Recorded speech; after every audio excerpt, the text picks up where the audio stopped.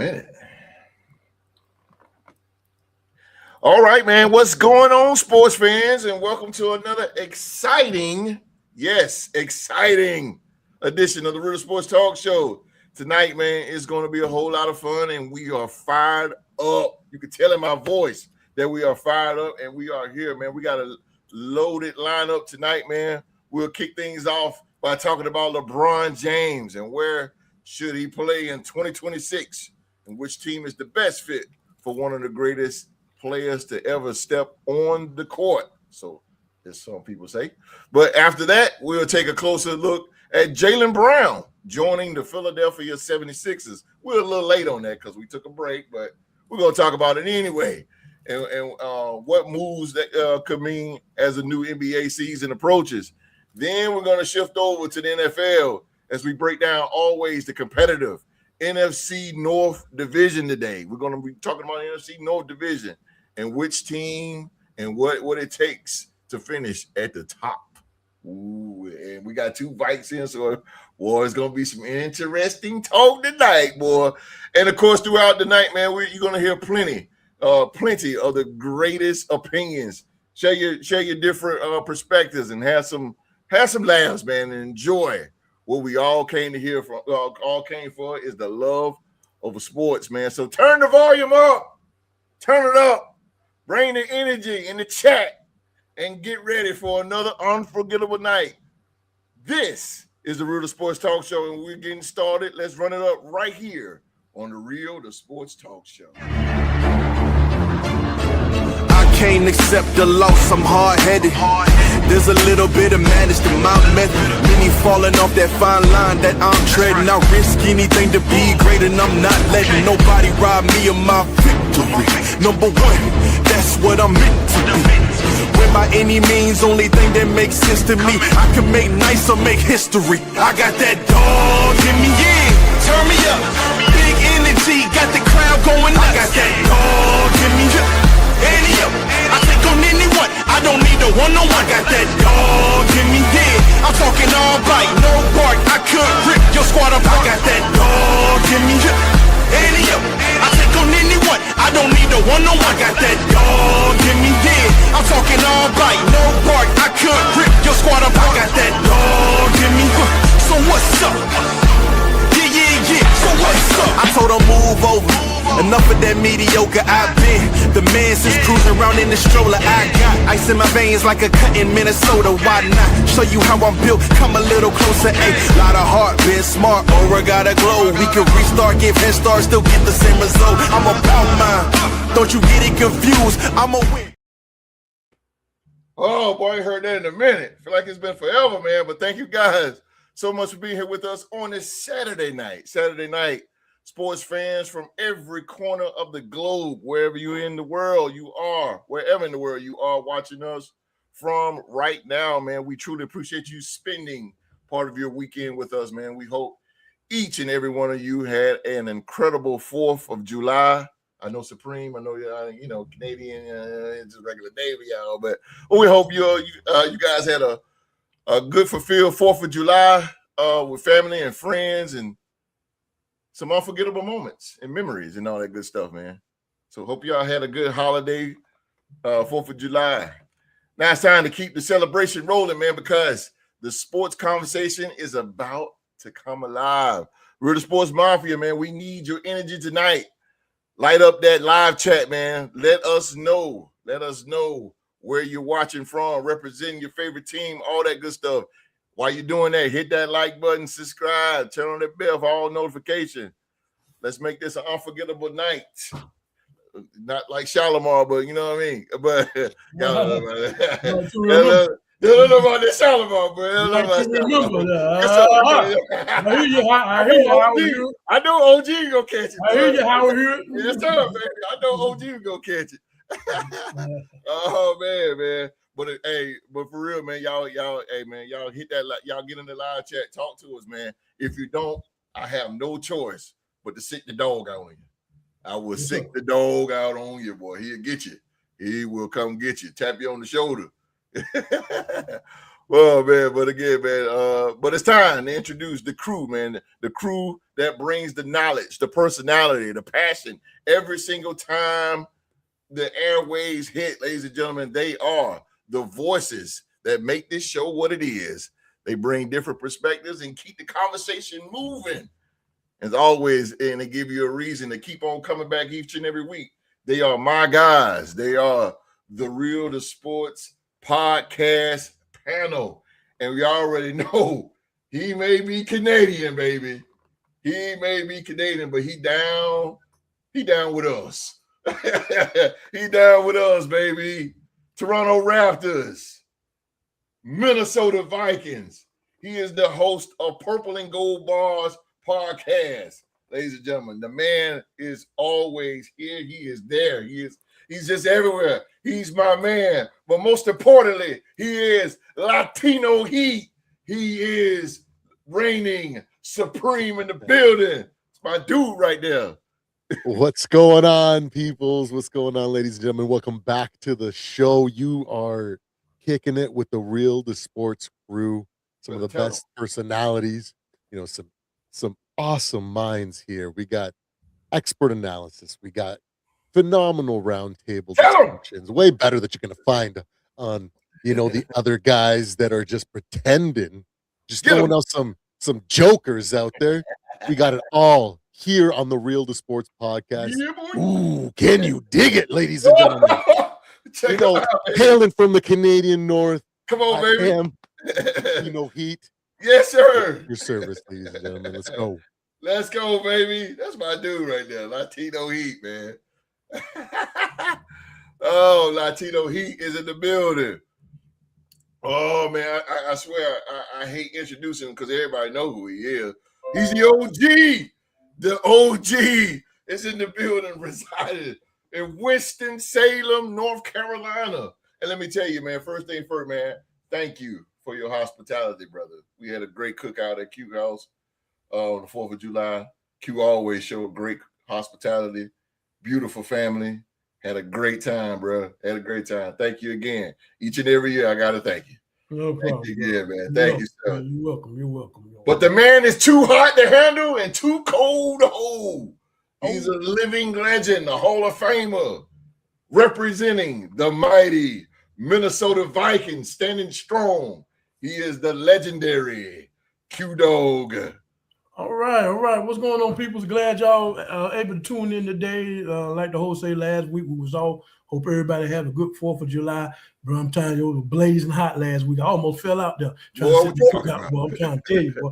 I hope y'all got plenty of water up in, and as we go through this heat drought and everything, stay cool, stay hydrated. I want to shout out to my girl. She was the free. She came to the cookout and with the host and family. And we heard the host, and we sat down and we had wonderful conversation. And we just enjoyed each other and had a good time. That's what it was all about. And so we're back. We're getting close to the camp in a couple more weeks. I hope y'all getting ready because the Vikings are getting ready, and we're ready. You're not on our schedule because it's gonna be over for you. I'm telling you that right now. Yes, sir. So I'm telling y'all right now, get ready. We're about to get our TV drought is about to be over with. So just hang on in there for a few more weeks, baby. We're gonna get some games. And September 13th, First Lady, you in trouble. Yes, I ain't forgot about you now. I got you marked on my calendar now. Yes, sir. Me and Latino Heat, we coming to get you. I'm telling you that right now. Yes, sir. We sharpen up our horns right now. Yes, sir. I'm telling you, we're going to get you. I hope y'all enjoy the podcast today. Live chat. Come on in, baby. Do your thing. Baby. You know what I'm saying? Like I said, you're a part of this group too, baby. We love you. Come on in and share your ideas as we talk these wonderful subjects today. And just glad y'all coming in today, man. And, yes, sir. And y'all just be good, man. Yes, sir. Yes, sir. Yes, sir, baby. Boy, you got me football, boy. I can't wait, boy. I think half of the world can't wait to football. Last but not least, we got Duval, but the man resides in the DMV. That's the DC, Maryland, Virginia area, representing those crazy cats down south. The Jacksonville Jaguars, baby. Let me tell you something, y'all. Jacksonville is for real. If you don't like it, I hope. just here with it, baby. Representing the Jacksonville Jaguars, he is the NBA trivia champ himself. He is Mr. Rockstar Rock in the building. How y'all doing? Good evening, good night, good morning, wherever you are out there. It's World of Sports. I just want to give a shout out to my son Hunter. His birthday is coming up. It will be Monday. He'll be 11 years old. He's enjoying himself right now and on summer vacation in South Carolina. So I let him know I was gonna give him a shout out and things of that nature. And just big ups to everybody and keep moving forward. And keep allowing God to bless you. That's it, baby. No, that's right. I know that's the truth, bro. Rockstar Rock. Hey, happy birthday to old Triple H, man. I call it Triple H. Triple H. Happy birthday, yeah, man. man. Triple H, man. Happy birthday. Happy birthday. Yeah, man. Yes, sir. All right, man. We go to the live chat because it is popping. I told y'all, though, y'all hold on just a second. I got to get the VIPs first. Now I got to go to the other VIPs. Stillmatic. Stillmatic is in the building. What's going on? Honda. Stillmatic Honda. Oh, me and him talk, man. I already know he got some stuff to say tonight. I told him to bring all that energy tonight. He is here and live. Sheila Dupree is here. You already know. Sheila Dupree is here. She is here. Look, I told you, LeBron shaves. I told you, bro.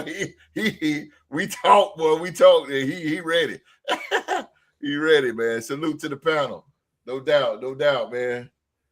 Chelsea is in the building. What's up, Chelsea? Chelsea's in the building. Chelsea. Pittsburgh Steelers run the AFC North. Ooh.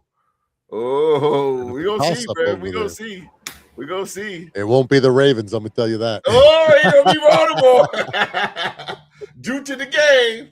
Where you at, boy? Where you at? Watch Please, out. just shoot me. No more LeBron James in Cleveland. Oh, yeah. What's up, Rob? You came back. I forgot you.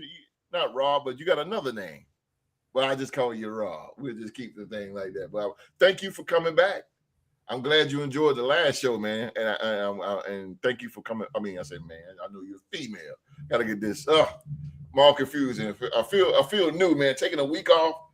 Got to get the bearings going again. Got to get my bearings going again.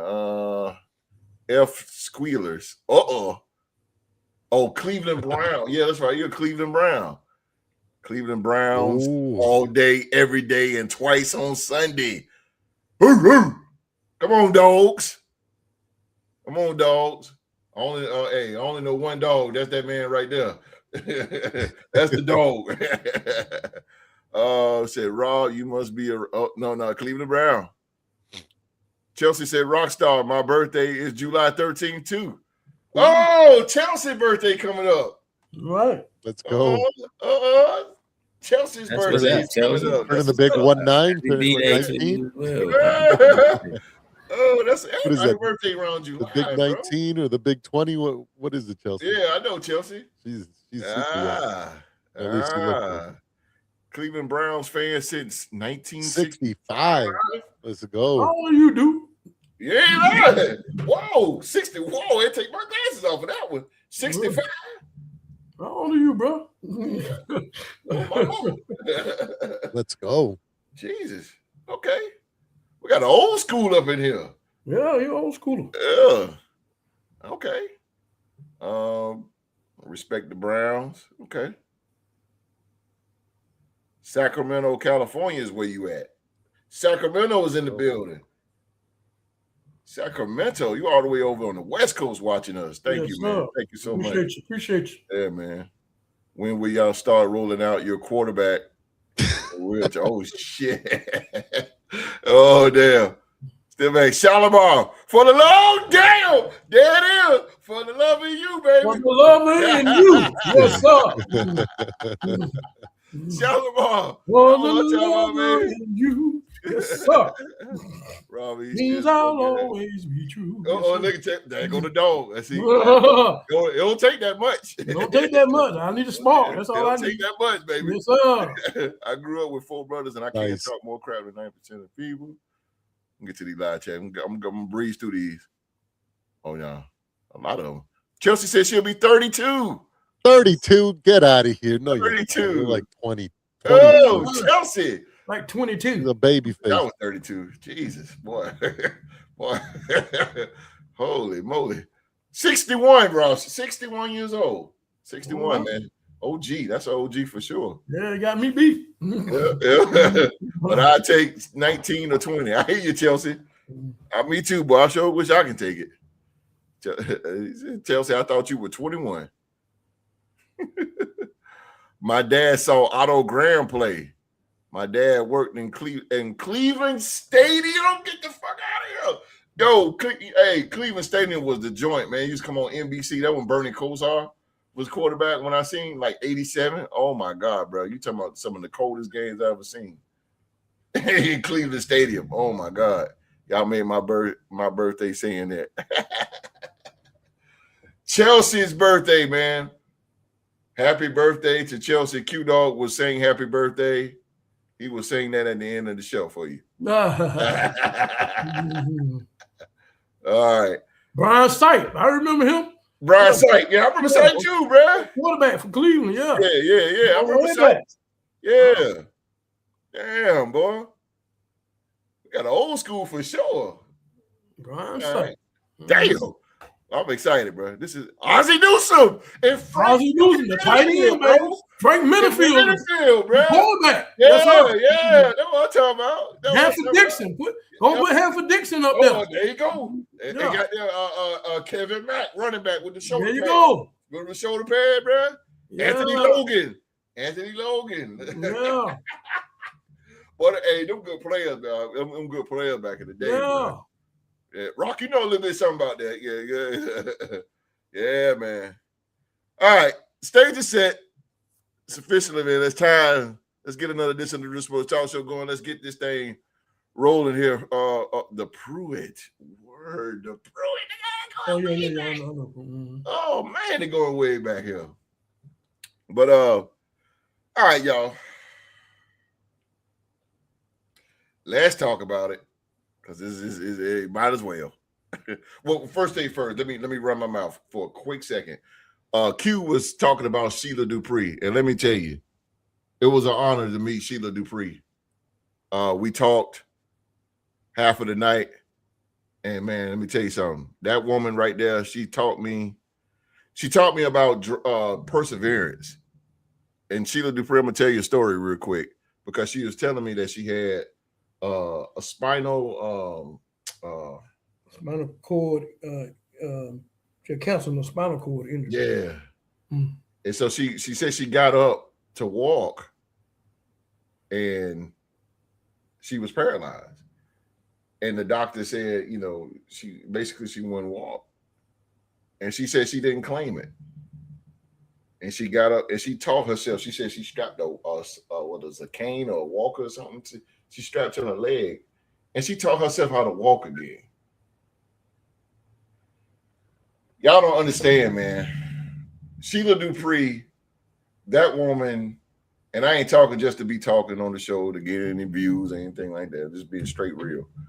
That woman is full of joy, and she went through a lot, and she told me her story, and she went through a lot, man, and just hearing her story.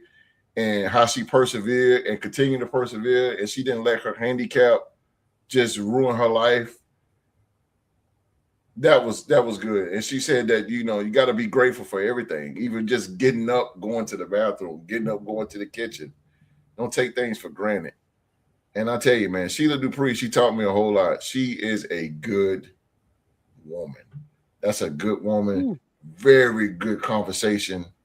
I mean, I could talk to her all day.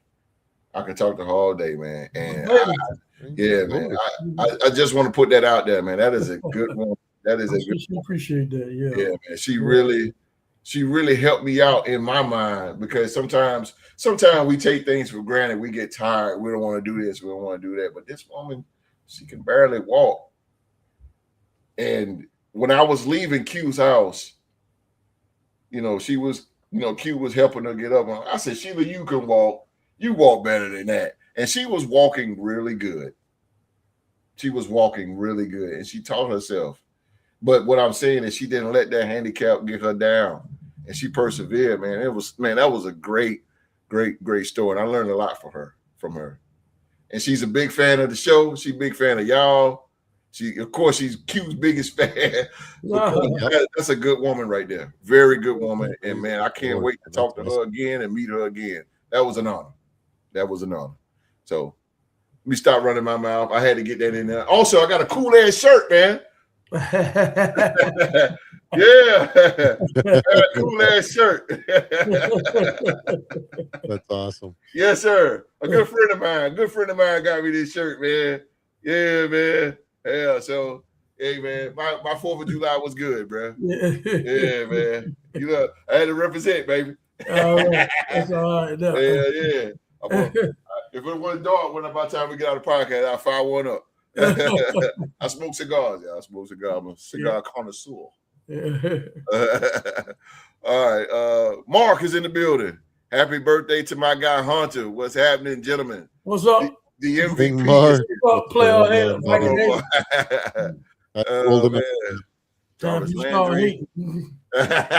the Kool-Aid. To hell with the Pittsburgh Steelers. Still mad at Mark really dislikes the Steelers. He hates them, bro. Much as I hate the Chiefs. Happy birthday to Chelsea. Smoke the Panthers? Okay. I tell you, I'm changed. I'm not a Panthers fan, but it's the nation, right? Franco ain't. Oh, damn, Mark. All right. Thank you. Thank you, Sheila. No, ma'am. No, ma'am. Don't you dare thank me. Hell no. Thank you. Sorry, Spring. Thank you. Thank you so much, man. You really blessed my soul, girl. You man, it was great talking to you. We got to do that again. We got to run that back again. Maybe the dog can get you back down here again.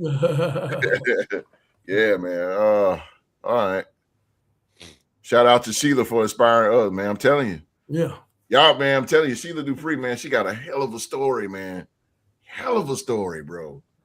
Jesus Christ, boy. She'll make a cry. Yeah. Tell you. Yeah, I got a testimony. Yeah. Well, I'm telling you. She does, man. Yeah, man. Great woman. But, all right, y'all. Let's get into this. LeBron James. Who he will play for? Who in the hell will get LeBron James here? LeBron James reportedly has informed that the Los Angeles Lakers that he plans to play for a different team during the 2026-27 season.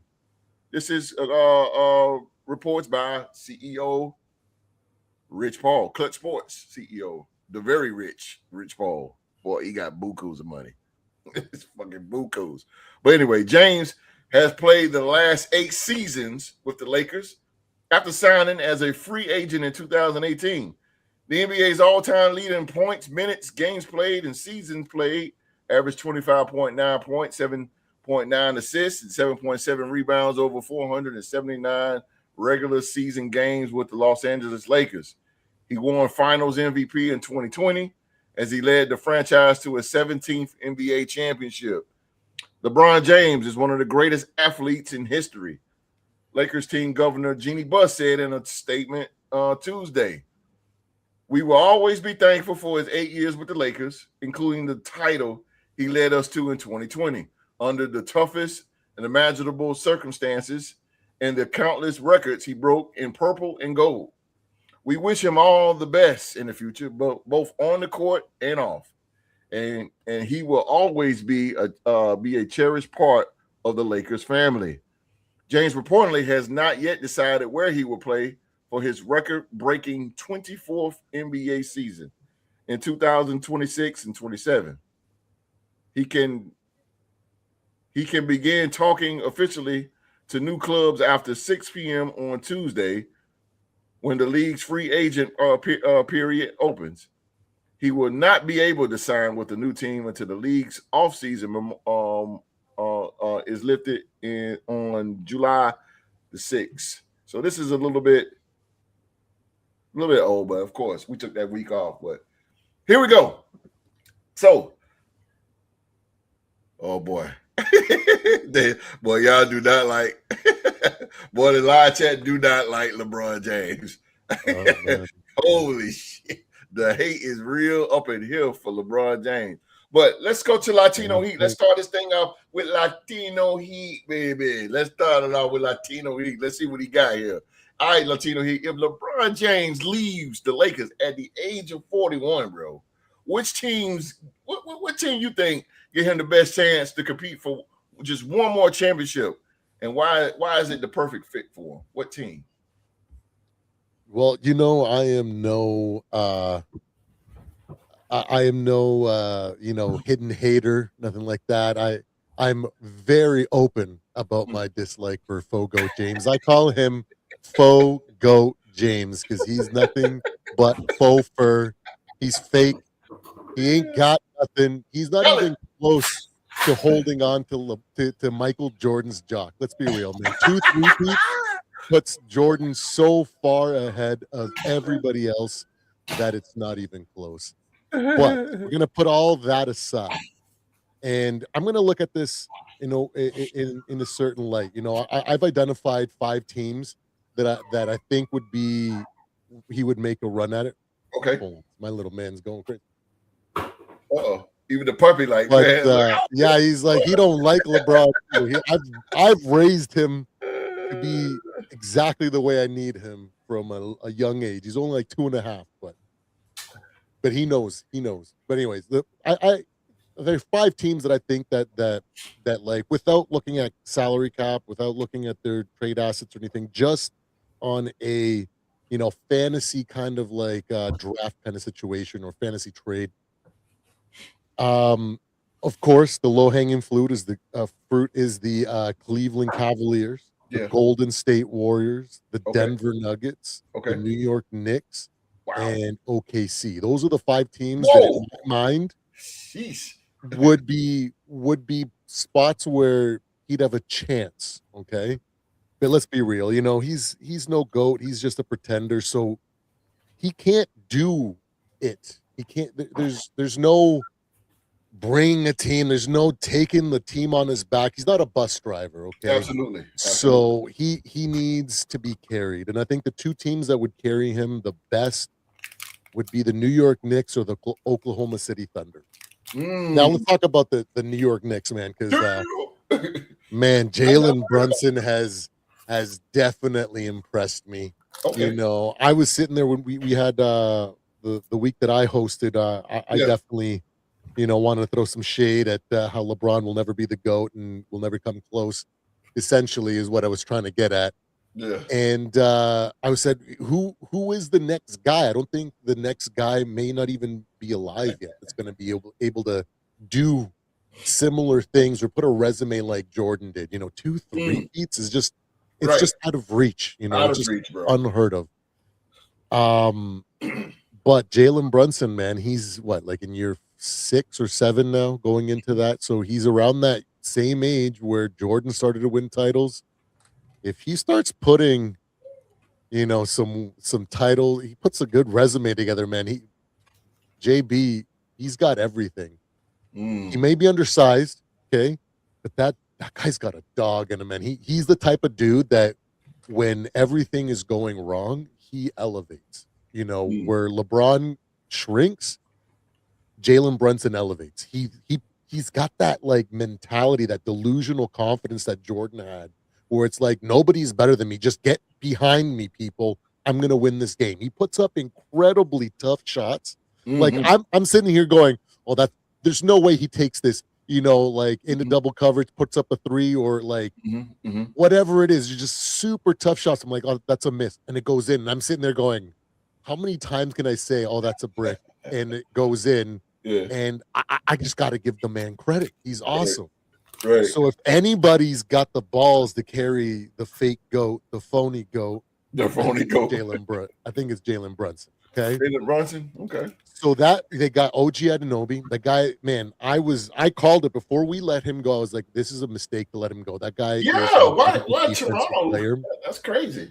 But okay. It's just one of those things at the time when our for RJ Barrett, though. The way that he was for RJ Barrett. Yeah, like we couldn't handle having his offensive liability at the time compared to, what he was then. Like, he's a better scorer now, right? But he's always been an incredible defender. He defended LeBron when it was LeBronto, when he destroyed us all those years, right? Oh, LeBron. I could see how good of a player he was going to be. So I dislike letting him go, but look at him now. Guy's phenomenal. They've got so many good places. They got a deep roster. That's the type of situation where LeBron needs to go, right? So my top pick would be the Knicks, because I feel like JB's got that dog in him to be able to carry a withered, aging LeBron. That's going to be doing a lot of load management. And the other team, Oklahoma City, I kind of give the same argument. They got an extremely young team. They're like, I thought they still had one more year. I thought this year they would be able to make it a lot, they'll be able to do something and, might be able to win that last one before everybody caught up to them. But I saw it wrong. They caught up to them this year, not next year, like I was predicting. But, with that young, fast, athletic team, and then bringing LeBron James in to maybe win his first ever Sixth Man of the Year or something like that, put him where he belongs, coming in there off the bench, helping that second string out, might end up, doing something. He might be able to ride the back of the bus into another championship. So those are my two teams that I would say, because if he's going to win another one, which I don't think he will, he needs to be carried. If you put that kind of responsibility, if you're a team that puts that type of responsibility on old man James, you're going to lose. Look at what the Lakers did. They put so much responsibility on him for the last couple of years, and they have been horrible. Let's be real. It's fool's gold when you look at the Lakers of the last couple of years. True. You think, they're going to do something, and then they go in the first round, second round. I know last year they had a bit of a deeper run than they had this year, but it was just once they faced a team that had youth that could run them up and down the court. Right. They could do a lot more than they could. They just couldn't handle it. You cannot build a team around LeBron anymore. He has to be more of like a sixth man, a guy that's, third or fourth option, because he's still athletic. He's got let's be real. He's hit the genetic lottery. Okay. Yeah. I can admit that. I can admit that. He's a hell of an athlete. He's one of the greatest athletes to ever exist. I won't take away from what he is. But he's not the GOAT. He never will be. And I'm just so glad that the face of the franchise is no longer LeBron. So that's who I do. Those two things. So OKC and I've never heard nobody say OKC. That's crazy. Okay, but this is totally fantasy, because I don't think they would ever trade for him. But I'm talking to the two teams that I think would give him the best chance. It would make sense. It would make sense. Definitely make sense with the Knicks. I would definitely see that. The only downside, if you have an old man Warrior roster, is how the defense would look. Chelsea got a good point. Chelsea got a hell of a point. Yeah, there'd be no defense. None whatsoever. It'll be none. Oh man, Chelsea, you got a good point there, girl. Let's go to the NBA trivia champ himself, the man that is known to hit you with the ones and twos on the basketball. Yes, he does, man. And he brings it too, bro. Rockstar Rock, man. If you was LeBron James, bro, if you was that man himself, would you prioritize joining a championship contender or returning to a former team and helping a young team take the next step? Or just fucking retire? I mean, or which destination would you choose and why? I'm going to say, I think LeBron going. I know a lot of people might not say it, but I think he's gonna go back to Miami for real. I don't know if he's gonna go to Cleveland. I think he's Giannis. He's gonna go play with Giannis. Yeah. Jeez. Or the reason I would say that is because Giannis is a proven winner in the league. Okay. Other places, like the Knicks and OKC, they don't have the money to bring LeBron James in. The Knicks, once they lost Mitchell Robinson, they can't bring in no high dollar person because it's gonna put them over the second apron. So Right. Absolutely. That's the main reason why a lot of high dollar people are leaving and going elsewhere to get a 2-year contract and make that maybe 30 million a year within them 2 years, because that's why I think he gonna go. He either gonna go either to Miami or Cleveland. And the reason I say that, starting his career, he started his career in Cleveland. He went back after he left, after he couldn't will that team in Cleveland in 2004 against the San Antonio Spurs. I seen that. Better know it. I seen the guy said that LeBron played with Hall of Famers. He needed Hall of Famers.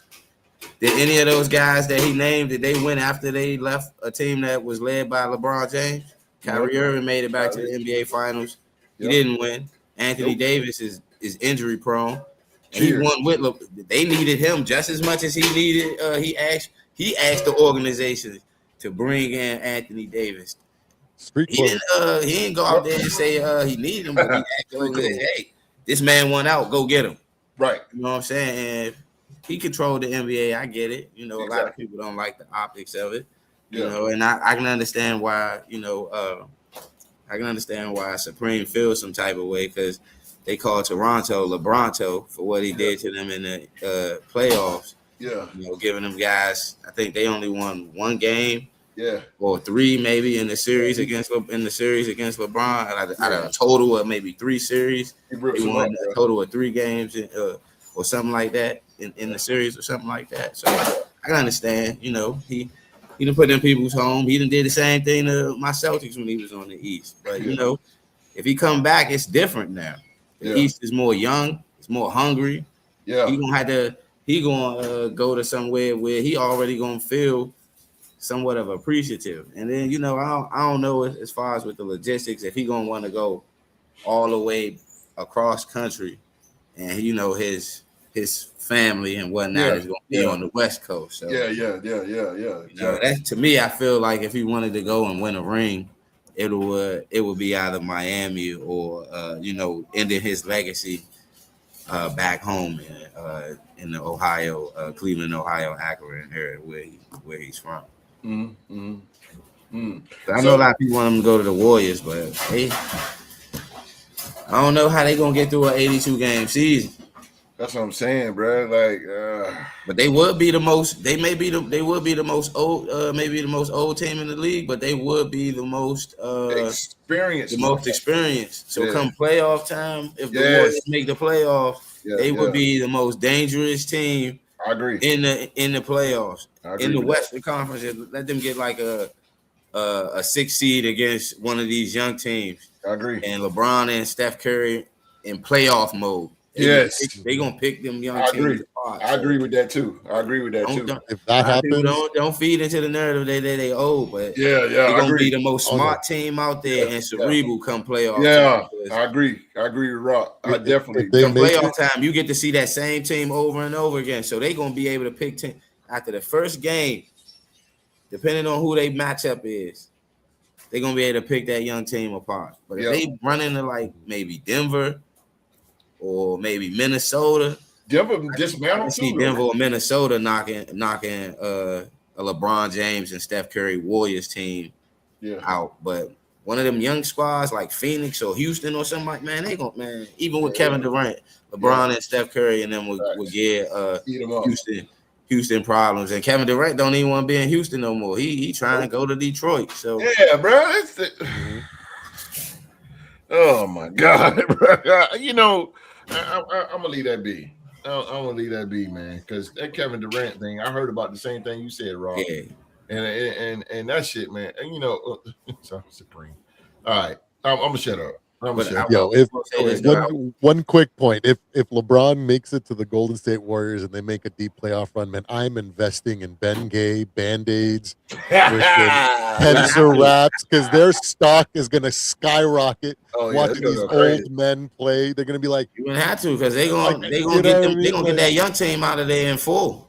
Yeah, LeBron absolutely. In a back of Ben Gay, they get the 6th seed and play a third seed team that's young. Yeah, get out the way, little brother. That didn't have no injuries and made a breakout because not to say it, but the Spurs was that breakout team this year that was not in the playoffs and then got the second seed. Right. So them young teams do come up and get them high seeds. They mess around and get them peoples in get them peoples out of there in 4 games, man. They ain't gonna need that Ben Gay and stuff gonna come towards the conference finals. That's not gonna come later, bro. They on the mission. Young teams will just run them into the ground because they'll just use tempo. Them young teams gonna want. The Warriors would have to like Q-Dog and Jose all the time. That 3-ball in the playoffs. If you playing a veteran experienced team, they gonna cook you. And that's what the Warriors did to my Boston Celtics in 2022. Yeah. We kept relying on the 3 because Tatum and Brown was young, and we had good veteran pieces around us, but they were still young. They relied on long shots, and not being super aggressive. Yeah, you go. It's gonna play right into what them veterans want. You ain't gonna be aggressive, all right? You said something too, Rock. You said playoff mode. Yeah. When you said that shit, I said, okay, yeah, I know what you're talking about now because Steph Curry, when he get in that playoffs, bro, he a whole and LeBron too. You gotta give him credit though. Chelsea said we are talking about cards about. I mean, we'll have to go in their favor to make it. Offense would be 100, defense 50-50. Okay. I know y'all seen those clips of LeBron after games immediately in recover mode.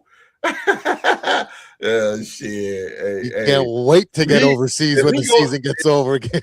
All that illegal stuff. When they played against Carmelo back in the day. Everybody used to have ice baths when they played. You ain't kidding, bro. Go to state go to states over 40 men's league. Say it now. Yeah, that's what I'm saying. No boy get in the if LeBron and Steph get number 5 together. That shit gonna be ugly though. But I get the optics though. People don't want to see them. I'd rather see them not win this joint when they last. They last ring together. I'd rather them see them on the opposite end. Like at least they need a finals appearance against both teams and whatnot. Yeah, but I already know. Y'all, ladies and gentlemen, y'all ready to get your laugh on because I already know. Me and the dog talked about this. Me and the dog talked about this and Q. If LeBron James. Because you're a Lakers fan. Yeah. If LeBron James is really leaving the Lakers. Is he really leaving the Lakers? No, if he's really leaving, like if he's really leaving, would you rather see him join a legitimate championship contender or just retire as a Laker? Which choice best protects his legacy? I think he should retire as a Laker. Okay. It's the NBA, man. It just done got terrible. I just feel like, I'm looking at the long run. I mean, looking at 5, maybe 10 years down the line, and when we start to talk about the greats and everything. I mean, this man is a team bouncer. You know what I'm saying? I mean, this man's a team bouncer, man. I mean, the greats before him, Kobe and Jordan and Larry Bird and the legacy they built in championships. They playing the battles against each other. Kobe, and Shaq, Tim Duncan, and Parker and all those guys, man. Then came LeBron with his jumping around. He started all this crazy mess with these players, man. So he started all this stuff, and then ever since he started that, the NBA has been whack. It's just been whack. And my thing is, man, I'm not gonna get too much into this. I really don't care nothing about it. I'm really tired of seeing them. Really, I mean, because once a man have done all the things that he's done, I mean, come on now. We start to look at the achievement that he had. I mean, there's nobody around there that can even come close to it because they haven't really been around in the league that long. And those numbers and the way he got that bar so high, I don't think nobody can touch it. I mean, you can ride out in the sunset. Right. But I don't know if you bounce to another team and it's like, here we go again. You bounce to another team. And what are you trying to do? Are you trying to go to all NBA teams to win the championship? You're going to try to live to be 100 or something? I mean, what are you trying to do? You know what I'm saying? I mean, you want to bring a championship to all NBA teams? If that's the case, then you go get out of trap. maybe you'll play till maybe you'll play till you're 90. You know, but it gets to a point where it gets to the point where, man, all this young talent coming in, man. I want to see the young talent. Yeah. LeBron James, you done everything that you can do in this NBA. And I just don't feel, really you're getting in their way.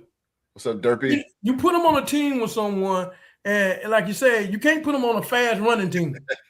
You know what I'm saying? He ain't gonna do but slow them down. Right. You put him coming off the bench or whatever.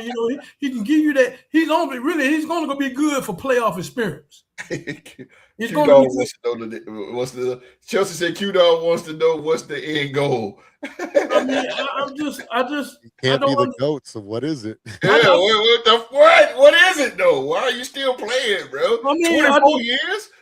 I'm just it to me. If he moves on to another team, man, what you're doing, you're ripping the fabric off of your greatness, because you keep going to all these other teams trying to prove something that you already are. You have nothing else to prove. I agree. You have nothing else to prove, man. If you go somewhere, you don't make or whatever, it's a waste of your time. You already done been there. You done met your NBA championship, multiple NBA championships. You done win championships everywhere you went. So I guess that's what you're trying to prove. You go to a different team, because I done won championships everywhere I went. But my thing is that at your age, you got the young players coming in, man, and then you're going to be the focus. And that young player can't be the focus because of you and the time you played in the league. And you could take us, put us on the basketball court. All us with some young guys. Yeah. And we've been around and we got experience and all this and stuff like that. But we basically will be getting in their way. We done done. We done. Go ahead, Q. Yeah, we all done what you already done what you had to do at your age, man. Right. I want to see the younger generation. I want to see the younger players come in.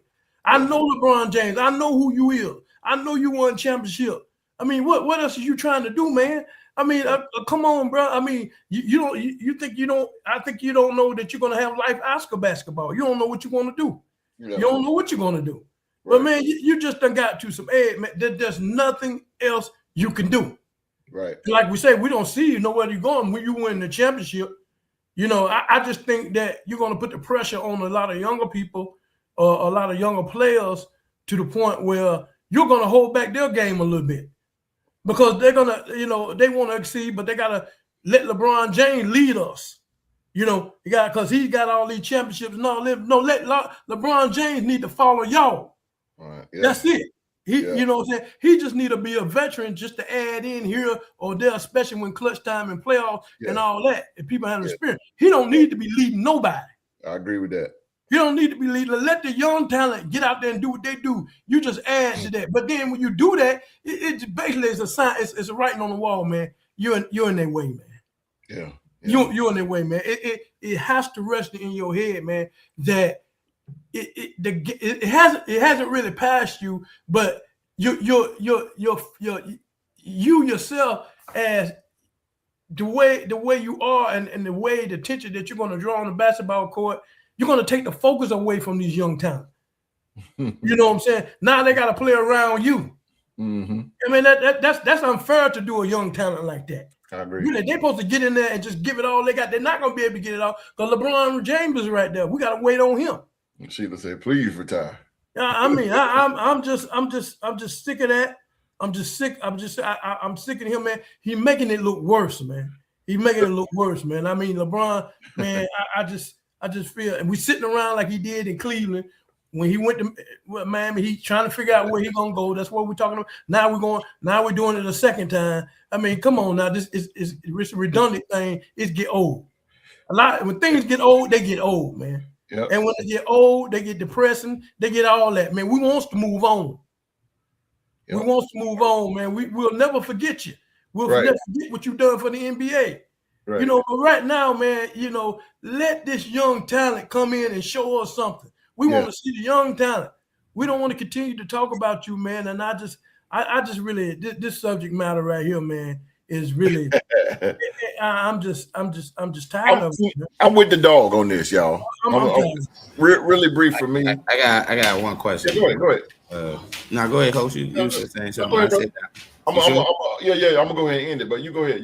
I want to hear what you got. I got a question, Q-Dog. So I know you say you would hope LeBron would retire as a Laker, but to me, and this is I don't think he would. I don't think his legacy with the Lakers would be considered him able to retire, because all the great Lakers, they went to more than one NBA. They had more than one NBA Finals appearance. All y'all great, and I know you're a fan of the Lakers, so I'm not disputing none of that. But I'm saying, as far as the history has shown, is all the great Lakers have been to the NBA, had more than one NBA Finals appearance as the lead person for the organization. So I mean, I don't know, man. I don't know. I can't see him being.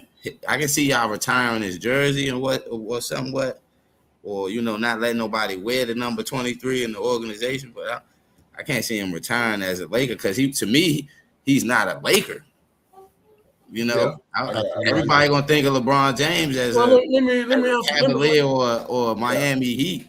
Yeah, I get what you're saying. Let me answer that real quick. Let me piggyback on that real quick.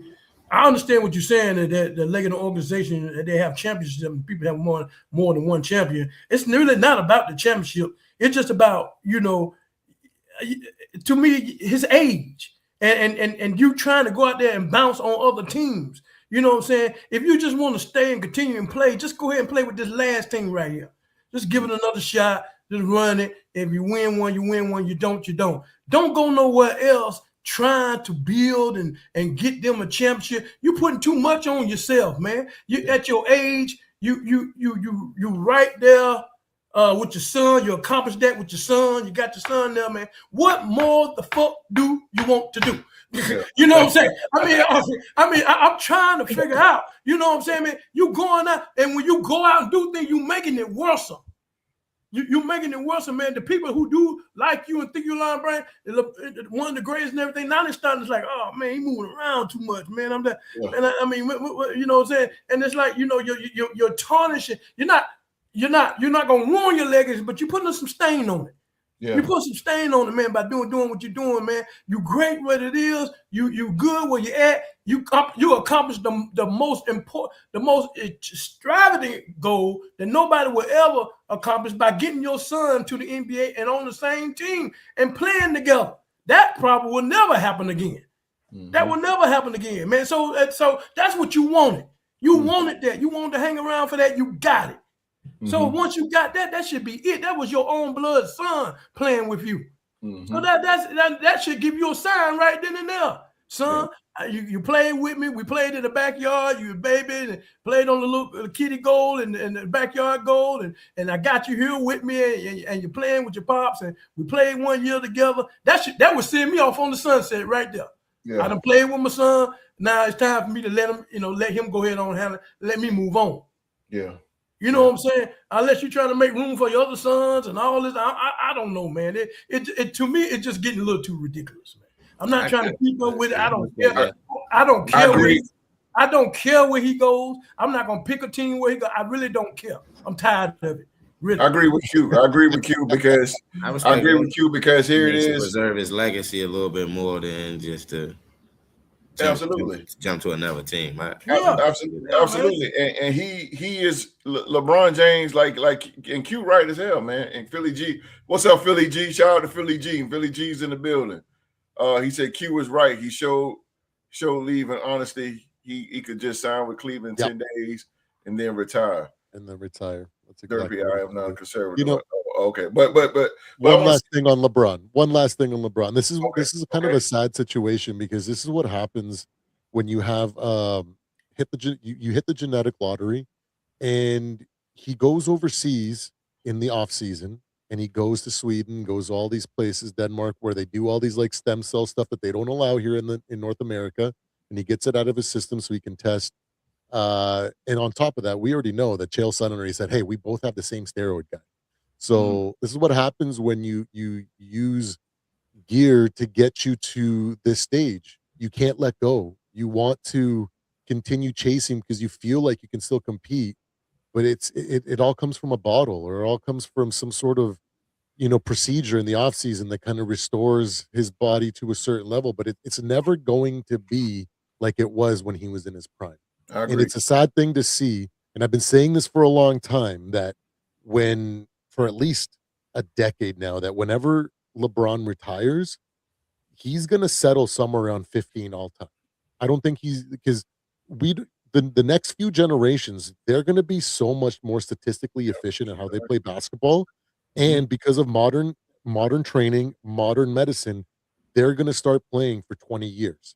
Yeah. And they're going to put far better stats up than LeBron. So as a result, he's just going to drop just by the nature of statistics. Right. And he's going to settle somewhere like 15 all time. But then when you look at Jordan, his stats, his accolades, his accomplishments, the man never played in a game 7 in the finals. It's never happened. Right. Like you don't put up that kind of perfection and lose that. Like that's something that, like, what he has done is protected him from dropping like other previous GOATs. That's the thing. He just isn't going to depreciate like others because of his greatness, what he's done. Not to mention, when you sit back and you listen to the stories that these players have, it's like, man, Jordan freaking thought I said something to him on the court. I never said anything. And then Jordan on the sidelines, this mother talking to me like he knows something, and he just goes into another mode. We haven't seen that, and the closest we've seen that since has been Kobe.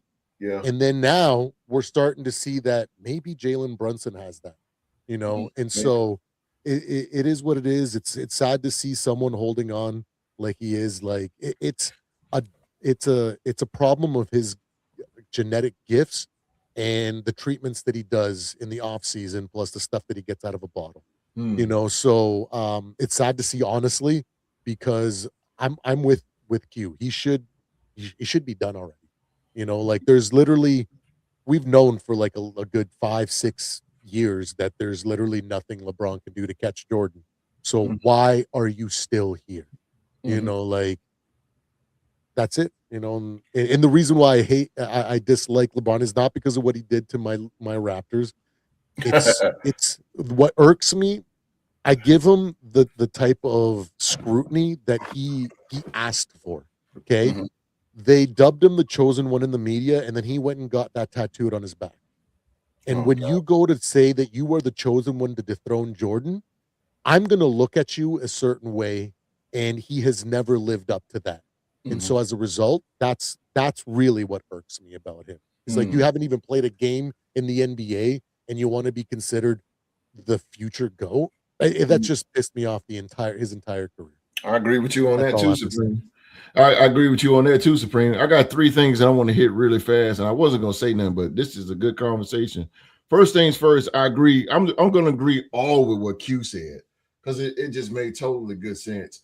The first one is, I think he should stay. If anything, if you're going to play again, stay with the Lakers. Because truth be told, come on, y'all, let's keep it real out there. Real Sports Mafia. The Lakers finished 4th in the Western Conference last year. 4th. It ain't like they was trash. They finished 4th. So if anything, why not stay with this team and just build something? Like just stay there and build. You'll be a dumbass to leave, and then let's say the Lakers win the NBA championship. Oh boy, who got the egg on their face? But I mean, they was 4th. They're a pretty decent team, the Lakers were. And but okay. And then 2, I am so listen, this Miami Heat thing is not going to work. Let me tell you why. 2 divas can't play on the same team. I'm talking about Giannis and LeBron. Those 2 guys get what they want. Those are 2 egos. That is not going to work in Miami. So y'all can get that out your mind. He is not going back to the Miami Heat. It's not going to happen. Giannis, exactly. And Giannis gets what he wants, bro. Look, y'all see his sorry brothers is down. He got them signed. You think Bronny James, like you said, Bronny James got drafted by the Lakers because of his daddy.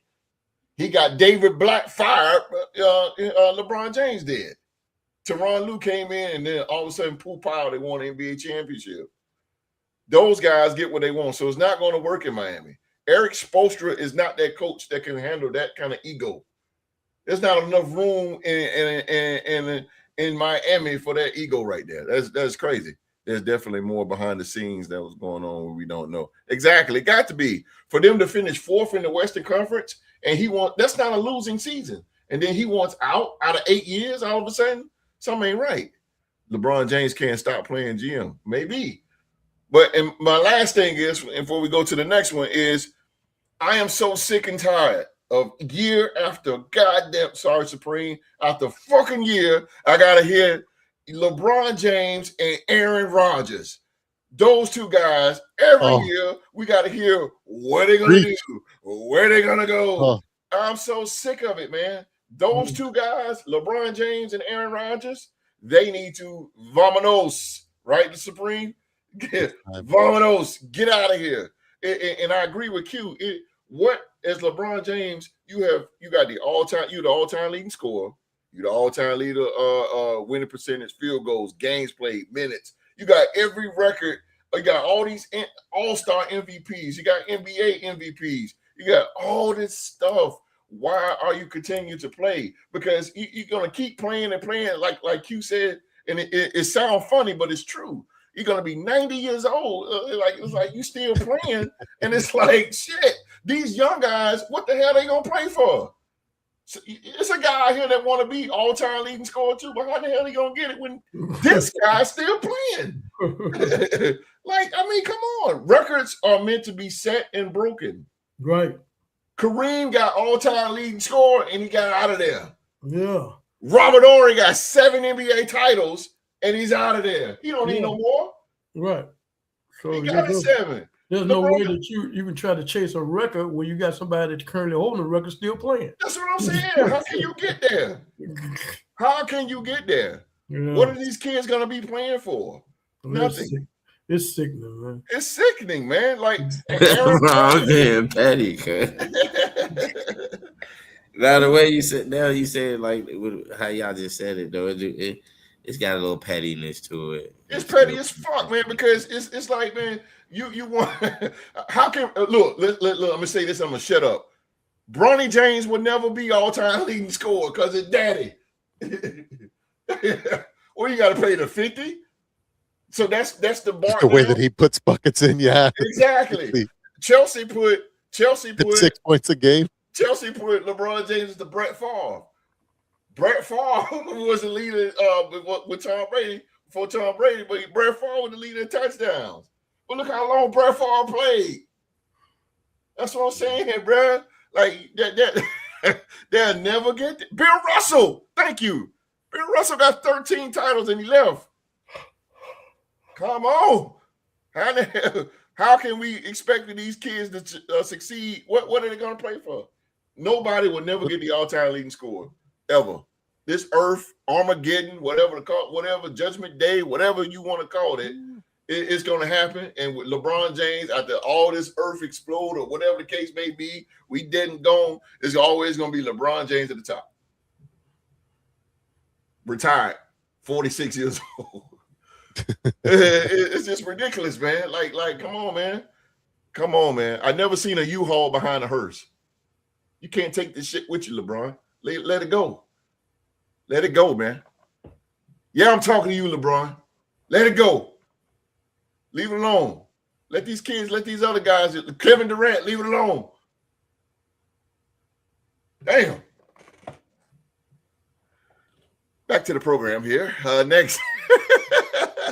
I compared LeBron to Brett because Brett Favre didn't know when to hang it up. He tanked at the Jets. Yeah, I think he did tank at the Jets. And then he almost took us to the Super Bowl, except he those did freaking gosh darn Saints, man. That Bounty Gate took that. Destroyed that season. That Bounty Gate on y'all, boy. Yeah, that was crazy. But yeah, man, that's what I'm saying. Aaron Rodgers and those two, man, get the out of here, man. Get out of here. All right. Let's go Jaylen Brown. Again, y'all, I know Jaylen Brown. I know this done been gone or whatever. But I mean, it was hot, and again, we took a break last weekend, but we're gonna hit it because it's still a little trending a little bit, but anyway, the Boston Celtics have traded Jaylen Brown. Y'all already know to the. Chelsea said LeBron is the Brett Favre, Russell Wilson. I don't know about Russell, but definitely Brett. You don't get it. He is whining about playing with his son. See, wherever he go, Bronny's gonna go. Trust me. Mm-hmm. Just like Giannis and his sorry ass brothers. Everywhere you go. But anyway, the Boston Celtics have traded Jaylen Brown to the 76ers for Paul George. What? 2 for. Hold on, y'all. Hold on, bro. Hold on. Paul George, bro. What? But okay, all right, y'all. Playoff Pete. I ain't gonna say nothing. I'm gonna let y'all kill that. Bro. What you mean? No, Russell Wilson don't win the. That's true too, but Russell ain't win jack. He ain't do nothing. I get what you said though, Chelsea. He need to sit down. He's sitting down now though. He in the booth. Now. He gonna be the next Greg Gumbel. But the 76ers for Paul George, man, 2 first-round picks and 2 second-round picks. The deal was first reported by ESPN, blah, blah, blah. This is what the Sixers get. They get Jaylen Brown. The Celtics get Paul George. The 2028 first-round pick. 2031 first-round pick. 2028 second-round pick. 2030, what the hell? 2030 second-round pick. That's it. Rockstar Rock. I know that's your squad, but what in the Sam hell is going on with Brad Stevens? But it's more on the inside. So I'm going to start with you because you're the Celtics fan, and maybe you can give me, the podcast panel, and the Real Sports Mafia out there that's watching, what's going on in the camp of the Celtics? Because truth be told, y'all are the laughing stock of the NBA with this dumbass trade. But my question is, because you're a lifelong Celtics fan, how difficult would it be to watch Jaylen Brown in a 76ers uniform?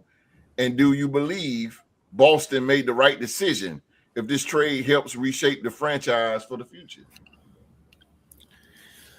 Well, I feel like this was the situation was really out of Brad Stevens' hands as far as it was out of Brad Stevens' hands as far as trading Jaylen Brown. See, a lot of people are looking at we traded Jaylen Brown for Paul George and the picks, but we actually was trying to trade Jaylen Brown for VJ Exum and the picks. So they won't.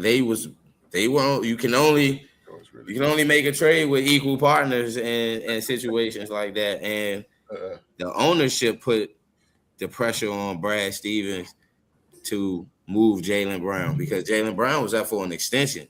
Right. The new ownership didn't want to pay Jaylen Brown $141 million, and these new owners are looking at analytics to evaluate players that they're going to pay. And our old ownership is the ownership that gave Jaylen Brown and Jason Tatum their extension. That Jaylen, that's a man's money. I'm not going to speak on it, but then things of that nature. But going into the off season, I guess the ownership didn't like how he came. I agree, Chelsea. I don't think the ownership liked how he came out and spoke and things of that nature after we just played in a playoff game. It's a lot of optics, that played into it. And we tried to look at trading him to get more value to other teams. But other teams looked at that analytic evaluation of him being somewhat the 7th best player on our team, or they looked at how he performed in the playoffs with this, the plus minus situation. Mm-hmm. So that kind of lowered his actual trade value in the certain aspects of everything, with them the behind the scenes of owners and GMs trying to do a deal for him. Mm-hmm. If they getting like we already know, this anonymous source putting out his evaluation, saying all these things. Me personally, I think it was our ownership that did this. Because Brad Stevens I don't think he wanted to trade Jaylen Brown. And the fact we got Paul George, I think it's going to work, because the fact of it is we ain't got to actually use Paul George in a certain aspect that we was going to use Jaylen Brown in. If we're allowing Jason Tatum, the organization is allowing Jason Tatum to be the leader going forward. And it's nothing wrong with the fact that, that these two guys didn't have a genuine off the court relationship. They had a working relationship and hung out when it was conducive to what they were doing in their respective lives. And to me, I'm not rooting for Jaylen Brown to fail because he went to Philly. I'm not rooting for Jason Tatum to necessarily succeed more than Jaylen Brown. I'm rooting for both of the brothers to succeed, because they both changed the reason why I became somewhat stuck with the Celtics after KG and Paul Pierce and got traded to, because that's what we did. We traded KG and Paul Pierce to the Nets, and we got Jaylen Brown and Jason Tatum from that trade. Very true. The optics is there, and that's always going to be there. Yeah, it was on paper, it's always going to be considered like one of them worst trades. But at the end of the day, Philly win a championship and Boston win a championship, people ain't even going to care about this trade. So that's my mentality on it. The players got to go out there and prove it. Mm-hmm. We can feel as much as we want about the trade as anything. Like, I was on Bleacher Report in the Boston community, in the Boston Forum. I'm a member of the Boston Forum on Bleacher Report. Okay. These people in there dividing the goddamn dividing the franchise. You got Team JB, Team Jason Tatum. And I'm sitting here like, so y'all trying to put these two people against each other. Yeah. Y'all don't even really know these dudes in real life. I agree with that. You know what I'm saying? Y'all rooting for both. Y'all rooting for Jason Tatum. You got people rooting for Jason Tatum to fail, and you got dudes rooting for Jaylen Brown to fail. Yeah. And I'm sitting here like, that is true. It's on social media. Like, what's the point? I agree with Rob. And the organization didn't care whether we our opinions or anything of that nature. And I'm sitting there telling these people, like, we can't control what the people that own these organizations are going to do and what they want to do to save the money that they've been saving. Why the reason that they are billionaires and millionaires, because they know how to cut costs when it's time to really got to pay somebody. Yeah. New ownership don't have no loyalty to none of the players that are on Boston. Mm-hmm. This is a new ownership. Mm-hmm. So they didn't have loyalty to Jaylen Brown. You're absolutely right, because I seen it on really quick. I seen it on social media that it was Celtics fans really going in on Jaylen Brown. I'm like, damn, bro, like, this guy bought you a championship though. Like, I wouldn't shit on him like that. Like. You know what I'm saying? That was clearly a business move. But I mean, for them to, like you said, to try to divide the team, and no, because again, you gotta respect what he did. I mean, the guy won you a championship. Like, absolutely. you got to show him some love on that. But Celtics fans are one of the most rowdiest fans in all of basketball. Yeah. So it's like but it's causing. It could cause a lot of confusion. Some of them delusional. Some of them really delusional as hell. And I'm gonna be 100% honest with you. Yeah, come on with it. Reading what they saying and how they come off. I'm like, bro, y'all really don't understand. Like, right. Regardless of how, and if we had traded Jason and Tatum and kept Jaylen Brown, what was y'all gonna do? Exactly. You're still gonna be a Celtics fan. So you know what I'm saying? Whether they didn't trade Jaylen Brown and kept him, you was still going what? You was gonna turn back around and say AJ so Brown. what, you know what I'm saying? That's what I'm telling people. So we win a championship. You're not going crazy as hell, girl. You know what I'm saying? We be third in the East after chasing after trading Jaylen Brown. What, you not gonna root for the Celtics? Yeah, right. I agree with you saying, bro. Yeah. I agree with you saying. I'm now, but I'm gonna let the dog go next, but it's a but in that. But Chelsea crazy as hell. AJ Brown, the Philly, and Jaylen Brown. The Brown boy. Something ain't right. He might well throw Antonio dumbass in there too. Something going on with them Browns, boy. Even Bobby Brown. What the hell going on with these Browns? What's going on with these Browns, man? But Q, my man, the OG. Q, man, looking at this Eastern Conference, bro, which is not strong at all. I don't give a damn if Giannis is still there. I don't care. I don't think the East is not strong. When Boston got out the playoffs, the East went hella weak. Boston is the strongest thing over there, right? So looking at the Eastern Conference as a whole, Q, do you think the 76ers become the team now to beat with Jaylen Brown? Or is there still another team that you trust more when the playoffs begin? Well, I'm gonna go a little different. Okay. With this trade, I think a lot. This trade really didn't have to do with Jaylen Brown as the professional basketball player. I really think this really boiled down to his intelligence. Oh. This man right here, a lot of people don't really know. He's one of the smartest men in the world. Smart as shit. Yeah, he is. He is. NASA wanted him before he went to the NBA. Yeah, he's a smart guy. This man teaches classes at Harvard, mathematics class in Harvard.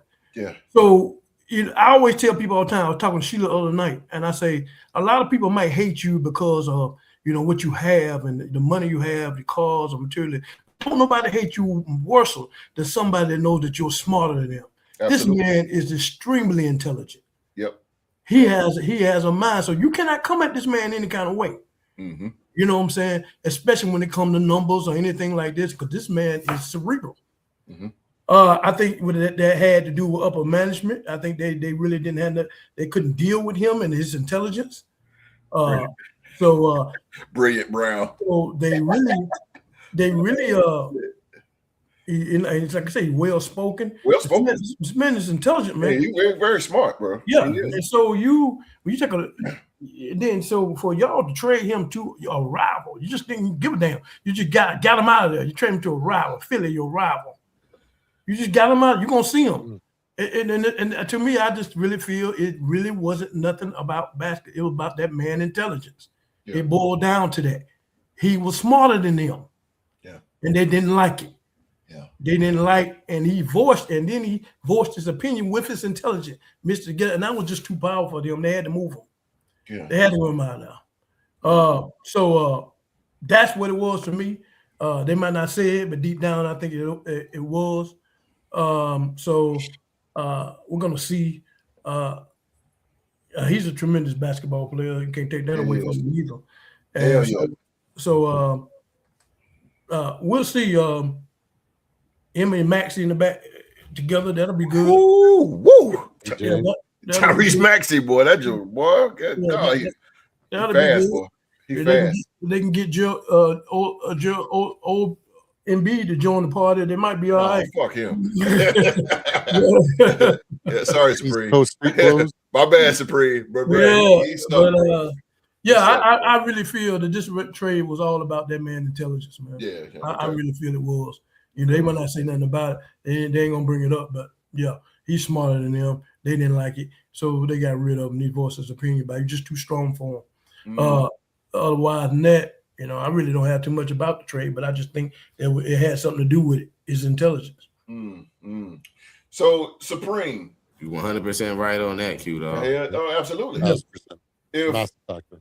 Supreme, if you're the 76ers, what does adding Jaylen Brown change the most for your championship expectations or your identity as a team, or both? I think it's both. Jaylen Brown is a really good player. I don't know. He's on that like fringe, like great player. He's an incredible two-way player. Let's go. He's an incredible two-way hell player. yeah. He's Great. a little inconsistent with his scoring at times. Yeah. But that doesn't take away truly about the quality of a player that he is, right?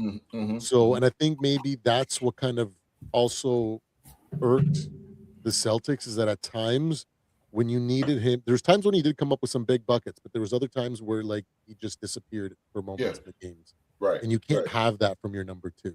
Right. And so because they could have gotten so much, because they've been shopping him for a while. And they could have gotten such better deals over the time, but they held out. And it just goes to show that, his negotiation power, his intelligence, the way that he can see things more than a few steps ahead. Q's right, man. Yeah. Celtics didn't like that. That plays a massive factor. So I totally co-sign on that. But yeah, I think it's both. The identity, it totally changes something, because now they have a bit of a dual threat team now. They have an actual two-way player that can play defense. He doesn't always have to have that burden of scoring like he had when they basically cut Tatum out. You know what I mean? Or when he's tired, or when he's on the bench. It didn't fall on him. Now they got VJ. They got Tyrese Maxey, right? And if Street Clothes 2.0 can stay on the court, he can. There's a lot that those guys can do while Jaylen is locking down the other team's best player. Oh, hell yeah. So it gives them it's just a different team now. As much as you want to criticize, what they gave up or this and that, like who won, who lost, I think it's a phenomenal trade for the Sixers, because they get a guy that at their core changes everything and gives them an aspect of their team that they desperately needed. Because there were moments last year where they started off strong. They went I forget how many games in a row they started the season, and they were like top 2-3 team in the league. And then they lost a bunch of games because in moments they couldn't shut down defensively other teams. They didn't have that one guy to be able to put on the opposing team's best player, and if they couldn't stop the bleeding or at least mitigate it a little bit, they didn't have that. Playoff P could definitely not do that. And now they got that. So their identity is forever changed, and probably far better, like in a way better direction than they were before. As a result, it is a direct reflection on their championship aspirations, because now you don't have an excuse. You can't be like, well, we don't have the defensive prowess, so like teams can just outscore us. Teams can be more physical with us. They can put us out of here, and then they can put us away. We just can't, now that's like, no, you got everything now. You got an incredible center when healthy. He's one of the best centers in modern basketball. You got Tyrese Maxey, which is a walking bucket at times. VJ is a heck of a young player, man. That kid impressed the heck out of me last year. Yeah. And now you got a guy that can come in there that can literally lock down anybody. So what's your excuse for not winning a championship now? Right? Like, so I think that's both. I'm very excited to see what the 76ers do going forward. Because it's intriguing. It's like when Baker joined the Cleveland Browns. I never wanted to follow the Browns. I didn't care. But I just knew that Baker was something special that changed their identity in a good way. What is that going to look like? Now I'm looking at the 76ers the same way. Like, this is an incredible improvement for their team. Yeah, I really like the young man, and I think that it gives him a perfect situation to be in. And if they're not contending for a title this year and for the next couple of years, I'm going to be very surprised. For the Celtics, man, frustration, man, money. It's sad to see, man. It is really sad to see because they had it all at one. They won the title with these two guys. Jason Tatum, Yeah, absolutely. phenomenal young man. Robbie. Jaylen Tatum, Brown, horrible. his Robin, incredible. I thought they were really good, and it sucks to see that they didn't decide to just buy in on these two guys and then bring in some guys, a young guy like VJ that could have come in and took the load off, or maybe even bring in a guy that's like a walking bucket. Imagine that nothing that was going on with the Raptors and Kawhi happened, and they didn't get rid of Jaylen Brown, and they bring Kawhi in. You know what I mean? Now you got two freaking two-way players. Yeah. Kawhi that is literally a walking bucket that elevates in the playoffs, that takes that pressure off of Jaylen. And then you still got Tatum that can literally sink a three from like underneath his own basket at times. It feels like the guy's insane. Right. I love the young man's game. Right. But like it's just fascinating to see what that frustration, that aggravation of the negotiation process, that angst or that anxiety of paying this young man and having to be handcuffed with them when they're already frustrated at how he's able to control negotiations with his intelligence and stuff. Maybe it's just sucks to see, but they did get a ton of draft capital in the mix, and Jason Tatum is still young enough to where they can take a season off. Well, not really like take a season off, but they can transition during these years, and maybe they can rebuild. And he's still got a lot of ball left, So, dark horse maybe for the Celtics. I don't know, but it's hell no. They still be at the top. They still be at the top. They're still a great team. They're still a great team. They're still a great team. I'm not gonna. I'm not going to dog him for making bad trades. Like, my Vikings traded for Herschel Walker. Okay, so let's not talk about bad trades. But this I'm going to rock the foundation a little bit. No pun intended. And I know Rock got his Mark probably emailed you or mailed you or disagreed with the host button. But Jaylen Brown, this is just an assumption. But some of this stuff, what he did this season, Boston probably just like, look, man, we got to part ways. Because when they played the Spurs in January, he went ballistic on the officials. And to the point where, teams like that, when you do stuff like that in the media, you're a star player, the teams don't really, they when you put them in the limelight like that, especially a prestigious team like Boston has never been in trouble. They're just a team that's never been a team that's got fucked up players. But I think part of that, man, like I say, then the second time they played the Celtics, he got kicked out of the game. Then immediately he gets on social media and said, "This is what I'm talking about."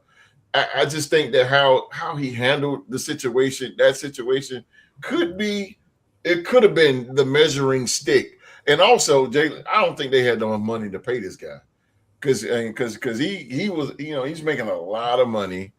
And I don't think Boston. I think Boston's trying to make moves, and he's kind of like the holdup. And I could be wrong, but also I agree with the guy being just so smart, man. You guys check his podcast out. God damn! I mean, the guy. I'm like, dude, why are you playing basketball, bro? Like, you could be making trillions of dollars. Like Q say, he's Nassau, man. Like. Chelsea says is that true though? Because Bird was a trash talker. No. What I mean, Chelsea, is the antics Jaylen Brown did, as far as taking his jersey off and just wilding out like that. That could have been the measuring stick for him to get out of there.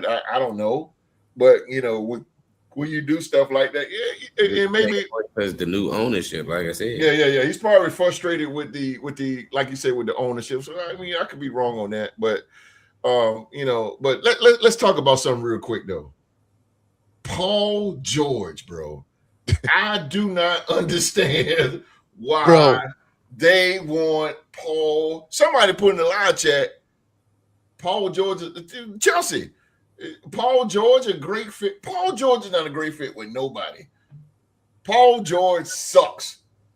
Paul George ain't nothing but a walking, like he's street clothes. He's street clothes, bro. He Anthony Davis, Joel Embiid. He just street clothes. This guy will give you a good 20 games a season. 20, maybe 30. Boston don't need that. Boston is a contender. They don't need no goddamn Paul George. So what you gonna do? Throw Paul George into a lineup with Derek White, Jason Tatum? Who they picked up? Who else they picked up? I'd rather start Mike Conley. And this motherfucker. Mitchell Robinson. But you're gonna pick Paul George? Can I read something? Neemias Queta might start over Robinson because of the offensive skill that Queta have, and he hits free throws. So look at this dumb shit. What Brad Stevens said. Now I don't agree with his ass. He said I'll start by saying we like Paul George. Stevens said in a press conference. Paul's a really good player. We're not very far removed from Paul sitting in our series against Philadelphia and watching Paul be a guy who could carry you for portions of a quarter or a half, but also play a contemporary role on both ends of the floor at the highest level, Steve added. The Celtics boss further added that George is excited to head to Boston after spending the last 2 seasons in Philadelphia, and it might be the change he needed to reignite that spark in his career that has been missing. Are you fucking kidding me? Paul George? I don't understand it, bro. Look, I know, and see, this is why I hate the media sometimes, because they just sugarcoat every goddamn thing. Paul George sucks. Paul George sucks, bro. He sucks. He's gonna give you 20 to 30 games. That's it, man. He is hurting. He's gonna hurt Boston more than he can provide for that team. He does not fit for that team. I'm telling you, he just don't. Paul George sucks. And I don't get Brad Stevens, and I don't know what the hell they see in him. I just don't understand it. He's just overrated. His contract with the new ownership was. You need to be like LeBron and get the fuck out of here. We can do away with it. We can do away with his contract after this season. If they didn't, one of those things. I'm saying the new ownership didn't want to pay.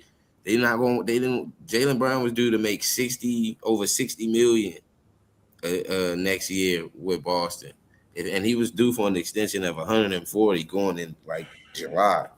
So the trade, even though Paul George and Jaylen Brown due to make the same amount, like $50 million, but going into next season, because he waived his trade kicker, which cuts down how much he's going to be due going into next season, whereas though we can actually get off of his contract. So it's like. We got him for like just approve it and then see how he manages with the bench, and then we probably trade Paul George at the trade deadline for real. Yeah, but Paul George though, you could have got Tobias Harris for $35 million from Detroit. Another liability, bro. Right? What the fuck? What exactly? Why would you? This guy, Paul. Let me tell you why I'm so adamant about it. Because he goes to Oklahoma City, and he goes here, and he goes there, and he's such a great player. But fuck, he only played 40 games. I mean, this dude, he sucks, man. He sucks. Paul George needs to retire. He's not been the same since he broke his leg. That's it. He's nothing, bro. At Chelsea, I get what you're saying with perimeter, but he has to play. He has to play games in order to hit threes. Yeah, he may be a good shooter, but he got suspended for 25 games for that elite, that substance that he man, he overrated. Well, when you break your leg, you got to take some. He overrated substance that he didn't know was on the list. Overrated, bro. He's overrated. Just like Tyrese Halliburton, overrated. They're overrated, bro. I'm trying to tell you. Y'all gonna see. Watch. What I tell you. First goddamn 20 games when he on the bench when street clothes, I'm saying, no. I told y'all, watch. What I tell you? If they load manage him and he makes it through the season healthy going into the playoffs, man, he's got elite size. He's 6'8". He can play defense. Fuck him. He can shoot the three. He's got playoff experience. He can play off another star. But you're right. He's so far removed from Pacers. Pacers was where he got drafted from, right? Yes, sir. If I Yes, sir. remember correctly. Yes, sir. He's so far removed from that talent level. It's just intangibles that he's like walking fool's gold because you're like, oh, 6'8". He's 6'8", man. He can shoot the three. He can play a little defense, and then you realize that 10 games into the season, he's like, hey, yo, like my Achilles is about to snap. I got to sit for the next 15 games. You know what I mean? Or whatever it is. So now what do you do? Right. So I get what the Celtics are doing. Like they didn't want to pay the supermax to Jaylen Brown. So they go to a guy that they can cut next year if they really want to, if they don't find a trade partner for him, right? Yeah. And if they cut him this year, they pay a lot, right? But next year, I'm sure if Mark was here, he'd tell us, oh, next year it'd be favorable if they had to cut him. You know what I mean? So it allows them to transition without having to be locked into a supermax, which it might be 4D chess. And hey, you never know, man. If he ends up being healthy going into the playoffs, we might see him making a couple plays, but that'll be it. And maybe we'll be the ones eating crow going like, wow, I didn't see that coming. You know what I mean? But I don't think I'm willing to take that bet. I know, right? But Chelsea, I'll be clear to you too, Chelsea. I get what you're saying. I know you're not saying, I get what you're saying too, Chelsea. I know you ain't saying he's a man. I know it's a business move, but I think he's just gonna be Boston has always had a great bench. Are you kidding me? They bench is off the damn chain. They got the best bench in the league to me. But him, I just don't see it. I don't. Maybe I could be wrong. Maybe you can prove me wrong. I eat crow if the son of a bitch can get 20 points in a game, or if he can play. If he give me over 30 games, then I will eat that crow. I would eat that crow, but Rock's loving that. I'm not disputing what y'all saying. I said a man being Boston is up here. Listen to me. Boston is up here. Mm-hmm. Paul George is here. Boston is there. Boston is the top guy there. I know the Knicks won championship, but that's either here nor there. Boston is the dog. They the top dog in the complimentary with that young bench we got. That's what I'm saying. Like, when Peyton Pritchard if Peyton Pritchard get in foul trouble and Derek White in foul trouble, and we need bullshit, to get Tatum rush with the bench. Paul George out there with some of them young guys like Jordan Walsh and them. You know, maybe I look at it like. Go ahead, Rock.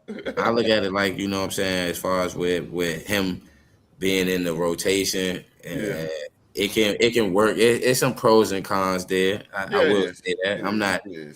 I'm not saying like it's like, oh damn, when I seen it, I said the same thing y'all said. To be honest with you, I was like, yo, we traded him for Paul George. Yo, that's what I'm saying, bro. Like, yo, we could have got we could have got AJ, bro. I said the same exact thing. Then imagine you guys would have done like a sign and trade with the Clippers for Kawhi. Yeah. But that's the thing though. That's being investigated though. That trade, he ain't even that trade to Toronto being investigated. Yeah, that's true. That is. It looks like it's. I think it's completed from what I saw. Kawhi, you got a better shot. Kawhi completed, but he was getting extra money from some from some company to like 6 games or something like that. You got a better shot with Roger or whatever. Paul George. Yeah. And he trying to own. Hey, this man Kawhi Leonard, something serious. This man say, "I'm trying to own." Why bring me in that organization? I'm trying to own part of your team. What you talking about? Boston could have easily got Russell Westbrook. They could have easily got Zach LaVine. Like this motherfucker. Sorry, you gotta find an equal trade partner. It's gotta be an equal trade partner out there. I know. Sacramento wasn't gonna give up Zach LaVine. And I know. He could have tested free agency. And Zach LaVine would love to play for the Celtics. I'm sure he would. Oh yeah. I'm sure he would, bro. Oh my God! Could you imagine that? Ooh. Zach LaVine and Jason Tatum finally get a chance at one. I'm kind of hoping. Zach LaVine worthless. I'm kind of hoping if DeMar DeRozan, if we can kind of like slip in and bring him up for him. Hey. We can kind of push Paul George on the bench. He might be he might can make 6-man. He'll be the most expensive 6-man. Oh man, Yo, man. Sincerely a bull. Okay, DeMar I is got a you. dog, man.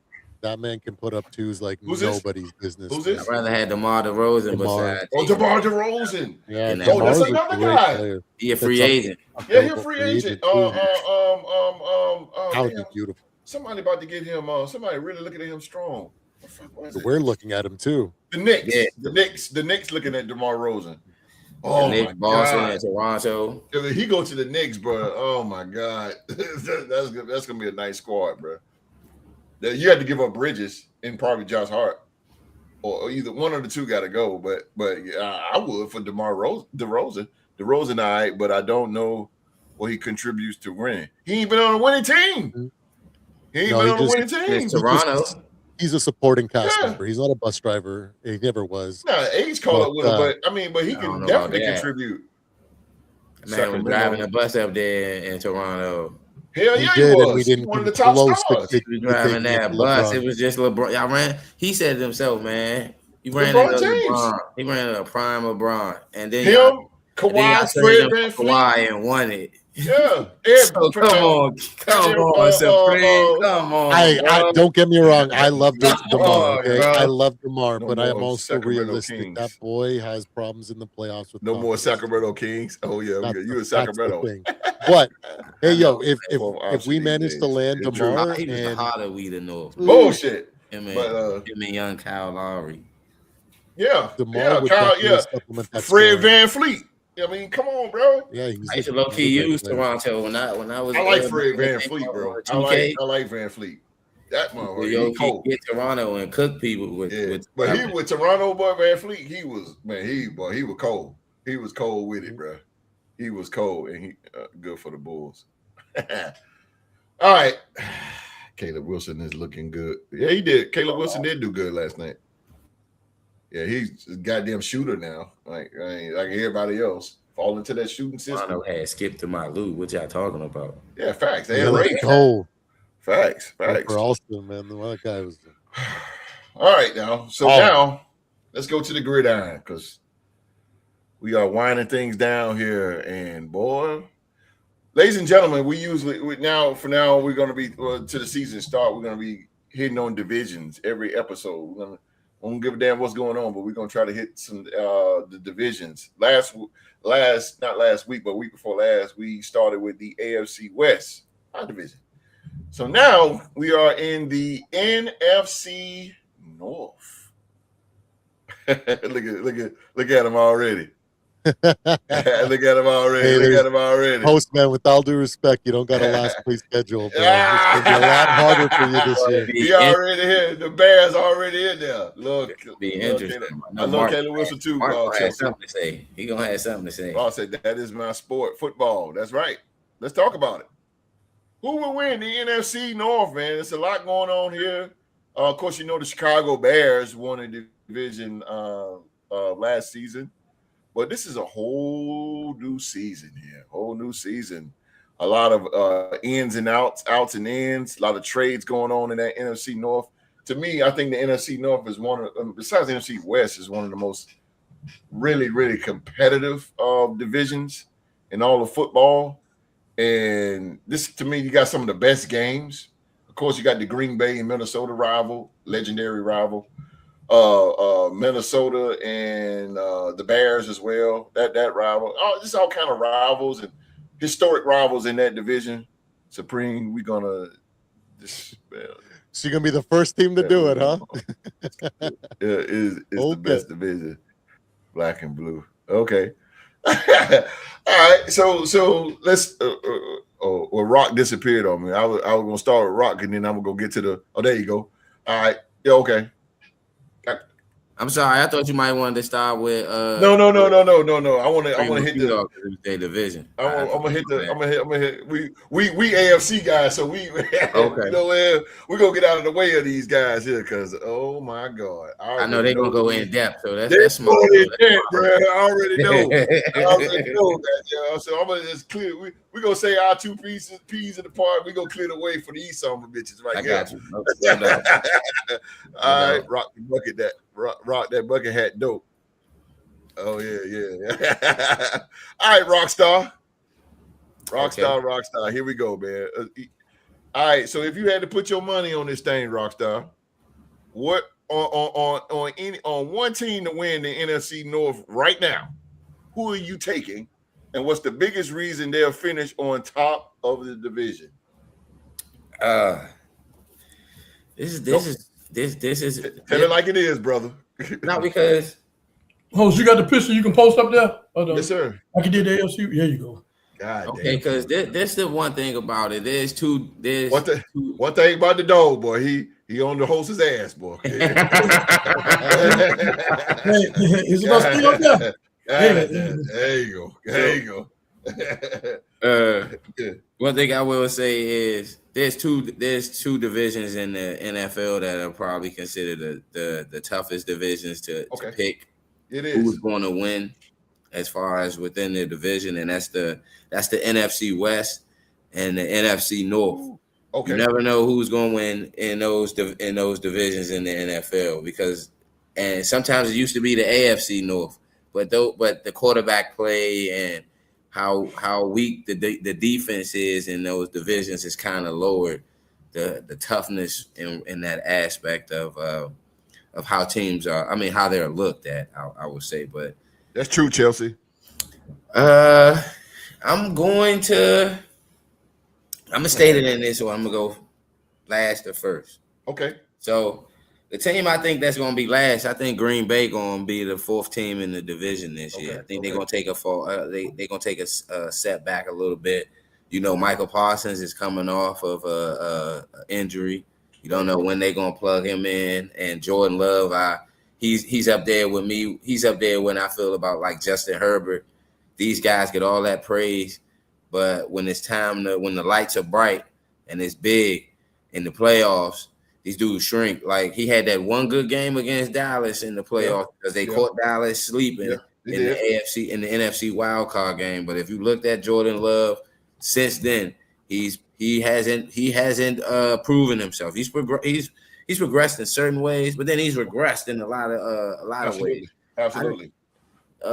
If I'm not mistaken, I got them fourth, Green Bay, and the top three in there. I'm gonna put Minnesota at 3, and it's because I got questions as far as with how Kyler Murray or with JJ McCarthy, how they both going mesh, and how that's going to work as far as them being, the leaders, one of those leaders in the locker room.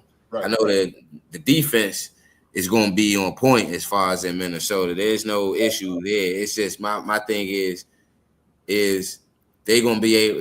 I think Kyler Murray is going to be the one that's going to get the most out of the roster as far as on the offensive side with Jettas, with Jay Jettas. Yeah, Jay Jettas, yeah. But I think it's going to be a little messy, because the durability of Kyler Murray. I don't know if he's going to be able to, last within what they going to ask of him in Minnesota. Now he going to bring, I will say this, looking at it within how they schedule is, they gonna catch some teams with how they run, how they scheme is, and how they are able to efficiently run the ball. He's going to play a big part in their run game and how they're going to be able to execute in short yardage situations, because that's what he does. That's what he really brings a better suit to the table than what JJ McCarthy is going to bring. JJ, they on third down last season. It was like, man, like as being if I was a Minnesota Vikings fan, I got a family member that's a Minnesota Vikings fan. So I call him up. I'm like, man, JR, Torrey, what's up, man? How your Vikings, man? Yeah. And he's like, man, if we can just get off on third down, we'll be all right. Yeah. You got that problem solved. They got that problem solved. And I think the reason I put him at third because I feel like the division is going now. It's taking a different toll as far as with how the quarterback play is, and Caleb Williams and Jared Goff right now have shown that the division is going to have to go through them Yes. As far as offensively, going to have to go through them. Yes, sir. And their coaching is and everything as far as within that division is going to have to go through those two teams. So those two, if I'm not mistaken, were the last two division winners, correct? Detroit won it, and then Chicago won it this year. Yes, sir. You're So right. they kind of got something to prove. Mm-hmm. But I'm gonna put Detroit at second, and I'm gonna say Chicago gonna run it back. Okay. And I believe the reason I say Chicago gonna run it back is because they're trying to keep that team in the city of Chicago. You know, they got new owner, they got ownerships that's trying to pull a team out of Chicago for, you know, and things of that nature. But me as being a football fan, when I think the Bears, I think Chicago Bears. I couldn't think of the Bears of being in Terre Haute, Indiana, or what the hell? If they want them in Evansville or somewhere in Illinois. Yeah, that's all crazy. You know, but I could kind of see them playing in maybe Champaign in that area. You know, it being another bigger city in that, in Illinois and whatnot. Right. I got them taking the division. Chicago, I think it's a proven year for Ben, their actual head coach. You know, to show that last year wasn't just a fluke. You know, things of that nature. Ben Johnson, and I'm really trying to see how all things shake up with how they added new pieces on that defense for Chicago, because that was the one, their Achilles heel. They were kind of like my Jags last year. We were top in turnovers, but we gave up certain spots. We gave up big yardage plays and didn't execute when we needed to because we didn't have turnovers to change the momentum of certain games. And that's my AFC. My NFC. I agree with everything you said, and you made a lot of sense with your picks too. I really like that, especially how you broke down with the Bears and stuff like that. I really like that. I think what's the name said? Postman said they are going. I just can't see that shit, but. Postman, I've been there, bro. I started off Los Angeles Raiders. We was Los Angeles Raiders. Then goddamn, we went back to Oakland. Okay, I'm digging Oakland. Now we in Vegas? So I went 3 times, bro. So I mean, it's new, but like you said, bro, they still gonna be Chicago Bears, just like the Redskins. I still call them the Redskins at times. So it's just in us. It's just in us to do it. In us. Oh, the guy Lodgett is off the chain here. Chicago almost lost. Man, 75. Notorious. Yes. You got that UFC. Conor McGregor. Holloway is going to destroy him, man. Yeah, I think so, bro. We won't be changing names like the Raiders. We're the Chicago Bears on the jersey, not. Oh, okay. All right. Cool. However you want to put it, bro. Yes, I don't like the Raiders in Vegas. I don't like it. I didn't like it either, but it grew on me. I mean, what the hell? As long as they still got Raiders behind it, I'm okay with it. I don't give a shit if it's the Bismarck, Montana Raiders or whatever. As long as they got Raiders, don't change that shit to nothing else, boy. You change something else, then I might have to adios amigos. I might have to, bro. Oh, absolutely, bro. They said holiday. Everybody put holidays are pretty big right now. I don't know the numbers. I don't know the DraftKings bid on that. I know it's pretty high though. 41, I think last time I saw. 41? 4-1, yeah. That's a pretty big 4-1? Damn. Yeah, that's pretty big. Yeah, it's pretty big. Not how I won in Indiana. We call Chicago Bears and we're a charter franchise. Oh yeah, absolutely. Absolutely. Let's go to a Vike, man. Let's get a Viking here, Rock. Let's go to Supreme. Yes. Let me go with some out of the box. Baby. I'm gonna let Q Dog come in with a lot of the facts, the numbers and stuff like that. I'm gonna look at it differently, like I always do. I always think things outside of the box. But Ratbirds. Everybody called them. This is Oh, one of damn. those I ain't heard that divisions. in a minute. Ratbirds. Cleveland lost to the Baltimore Ratbirds. Now, I loved uh, watching McGregor back in the day, so I gotta. Oh yeah, he old though, bro. Oh, he old Chelsea. he's He washed, old and he Jones. was never that good too. Though Nah. that's the problem. Chelsea must be Irish. You can't defend. Oh You shit. can't you can't dodge and not defend your titles and be considered good, in my So opinion. this is interesting how to break down. Oh, you just wait, because here come these Vikes. Here come So these Vikings. Here we go. All right, Supreme. So I already know who you rolling with. The world knows, everybody knows that you Minnesota Vikings through and through, bro. Everybody know. But what makes you so confident that your Vikings will win the NFC North in 2026 over the Lions, the Packers, and the Bears? well, I'm gonna start with saying I'm not gonna make that assertion. I'm gonna be real, and I wouldn't bet on any one of these teams because this is a coin flip for between three teams, in my opinion. I think the Okay. Lions are quickly going back to a last place schedule for the next 10, 15 years. Because they always do, okay? They go like 10, 15 years on a last place schedule. They rack up a whole bunch of first round picks. They get really good. They come out for 2, 3 years.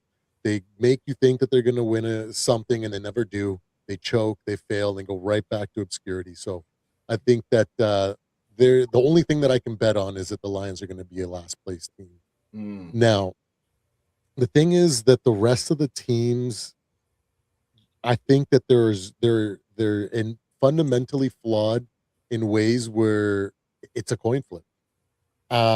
Green Bay, let's start with Green Bay. Like I've been a big Jordan Love critic for a while. Like I judge like the guy's talented. I'm not going to take away from his talent, but I remember a time when we used to judge people by the mistakes that they make. And the mistakes that they make kind of give you an indication of how polished or how good of a player is. And the man makes rookie mistakes in year what 6 or 7 now. How do you throw interceptions on third down off the back foot, just panicking, throwing up balls like a rookie does? You know, like, oh no, I get the rush on in my face. Off the back foot, just throws a deep bomb into an interception. That's the sort of stuff that rookies make because they're just not comfortable in those situations. They don't have the poise to just throw the ball away and either kick it away, go for a field goal, or go for it on fourth down. He just makes stupid mistakes like that I just can't get around. Right? Micah Parsons coming off an injury. So that defense was good, but it wasn't elite last year. So with that factor, how is that going to make a difference? Right? Their running back going through some legal problems, right? So was it their running back that also got arrested or something like that? If I'm not mistaken, right? Yeah, Josh Jacobs. Yeah. That's right. So, when you're spending a lot of time with your mental, split like that and stress, your cortisol levels go up, you can't recover. It's just going to be difficult for him. I just don't know. So there's like a lot of flaws, but they are talented. Okay. They do have talent on that roster, which could be something, but they're also coming in on a second place schedule. So their schedule is a little bit harder, right? So that's my biggest flaw with the Packers. Let's go to the Bears now. The Bears lost to my Vikings in week 1 against a rookie quarterback making his debut. They outside of a special teams misplay by us late in the season, they would have lost that game too. So they're more of a product of their last place schedule and how easy it was for them to rack up wins. That's just the truth. Okay.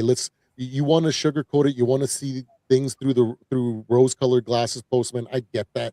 I would feel the same way in your position, but you have to acknowledge the fact that when you guys played good defenses, you weren't freaking putting up 40 points. You were barely getting, 17, 18, 20 points in there. It was a rough outing for you guys. So they are fundamentally flawed in some certain ways.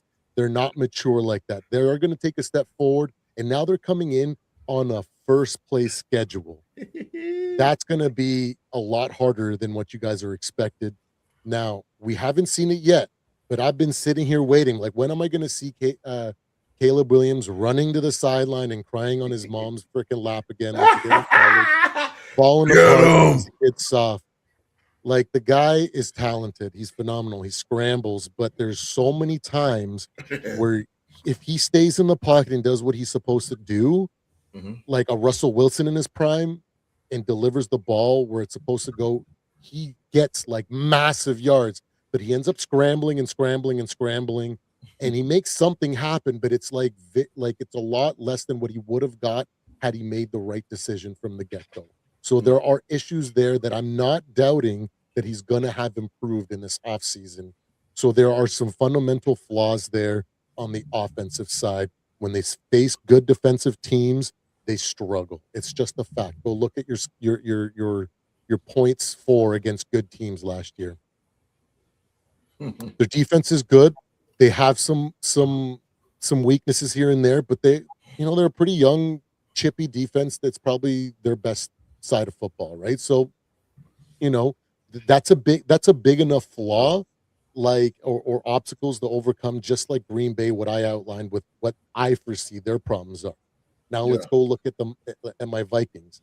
Now, this is why I say it's a coin flip. I don't know which one of these. It could literally fall any which way for these three teams. It could go Vikings, Bears, Packers. It could go Packers, Bears, Vikings. Literally any combination that you want to throw up there, I think that it's a possibility because they are equally flawed in detrimental ways that allow any one of these teams to get a leg up on.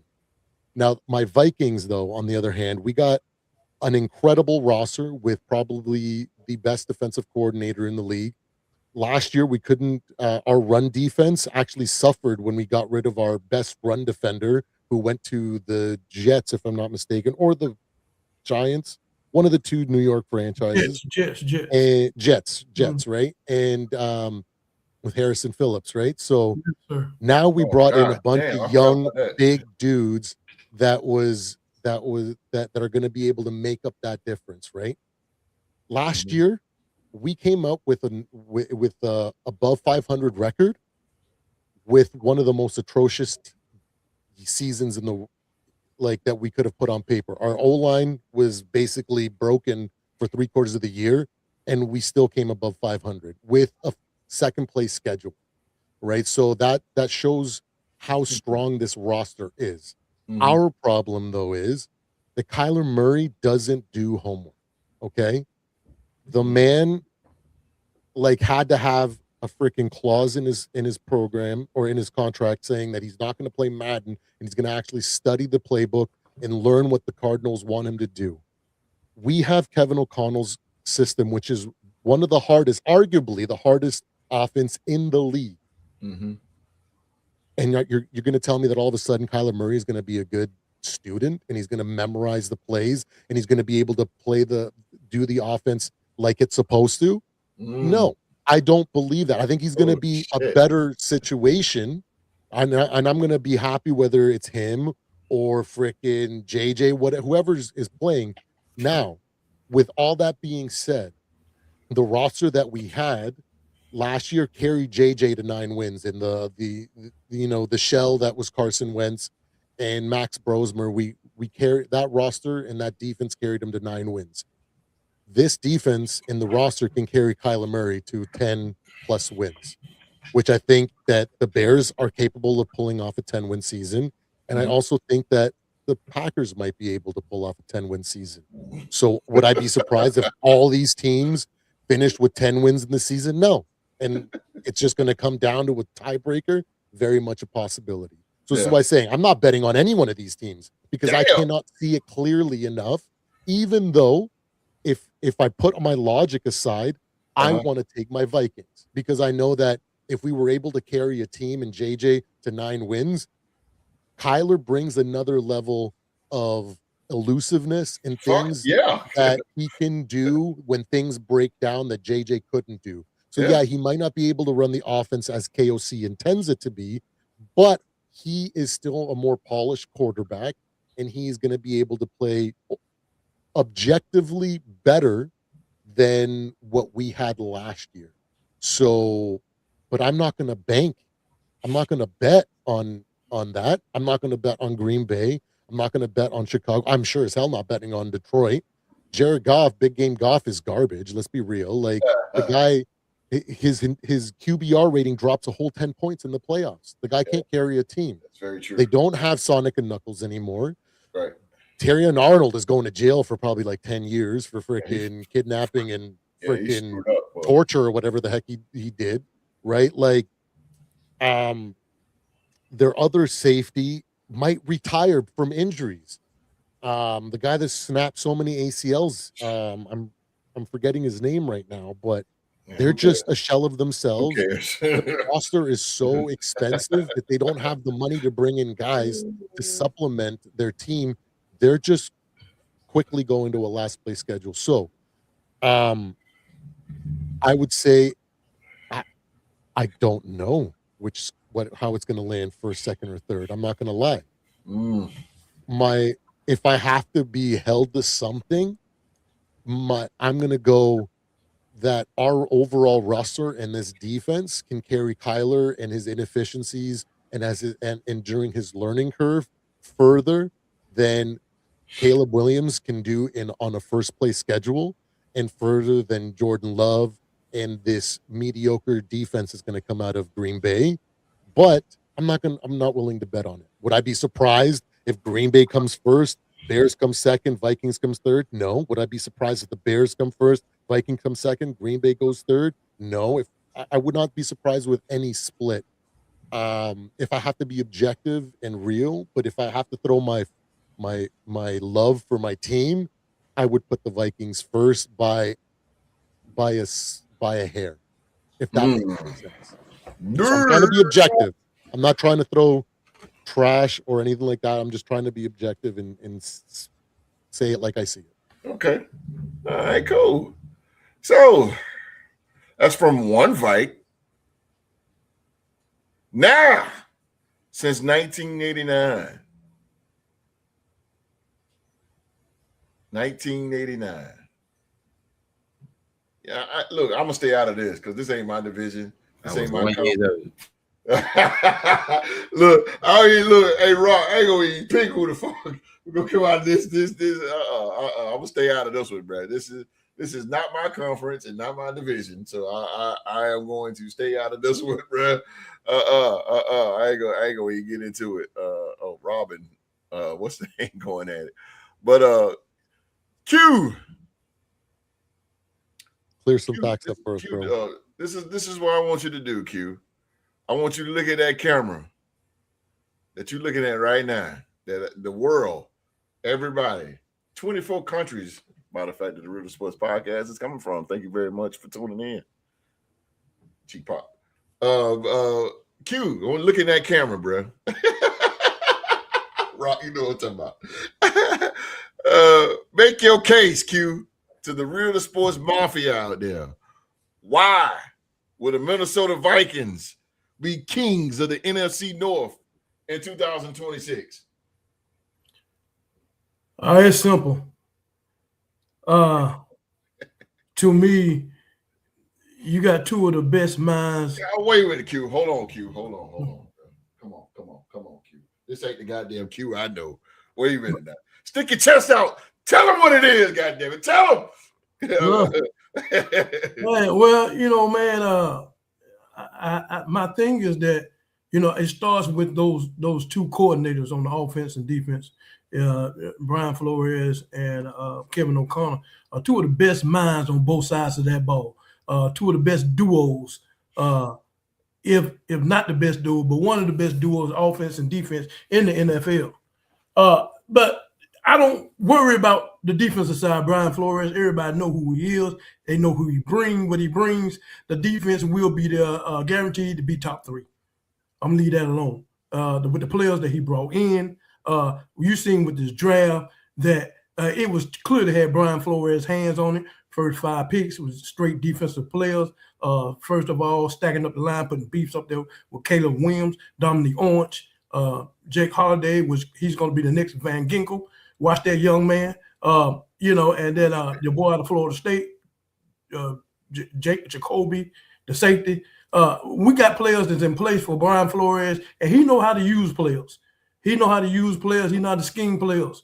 One thing about Brian Flores that you have to be versatile. You just can't just play just a one-trick pony. He like players that he can move around like a chessboard, and that's the reason why the defense, I call it wicked, because you don't know where they're coming from, who's what, and this and that, because everybody can drop back, everybody can blitz, everybody can do a little bit of everything. That's what makes this defense so unusual and is so confusing for quarterbacks. So that in our back pockets alone, to me, makes us more better than anybody on this team. That's gonna keep us in front of anybody in this division. Our defense, Brian Flores itself. With the offense itself, everybody on offense, you can name everybody on offense, even the Kevin O'Connor. Everybody has a point to prove this year. Everybody has a point to prove. I like what KOC did with Kyler Murray and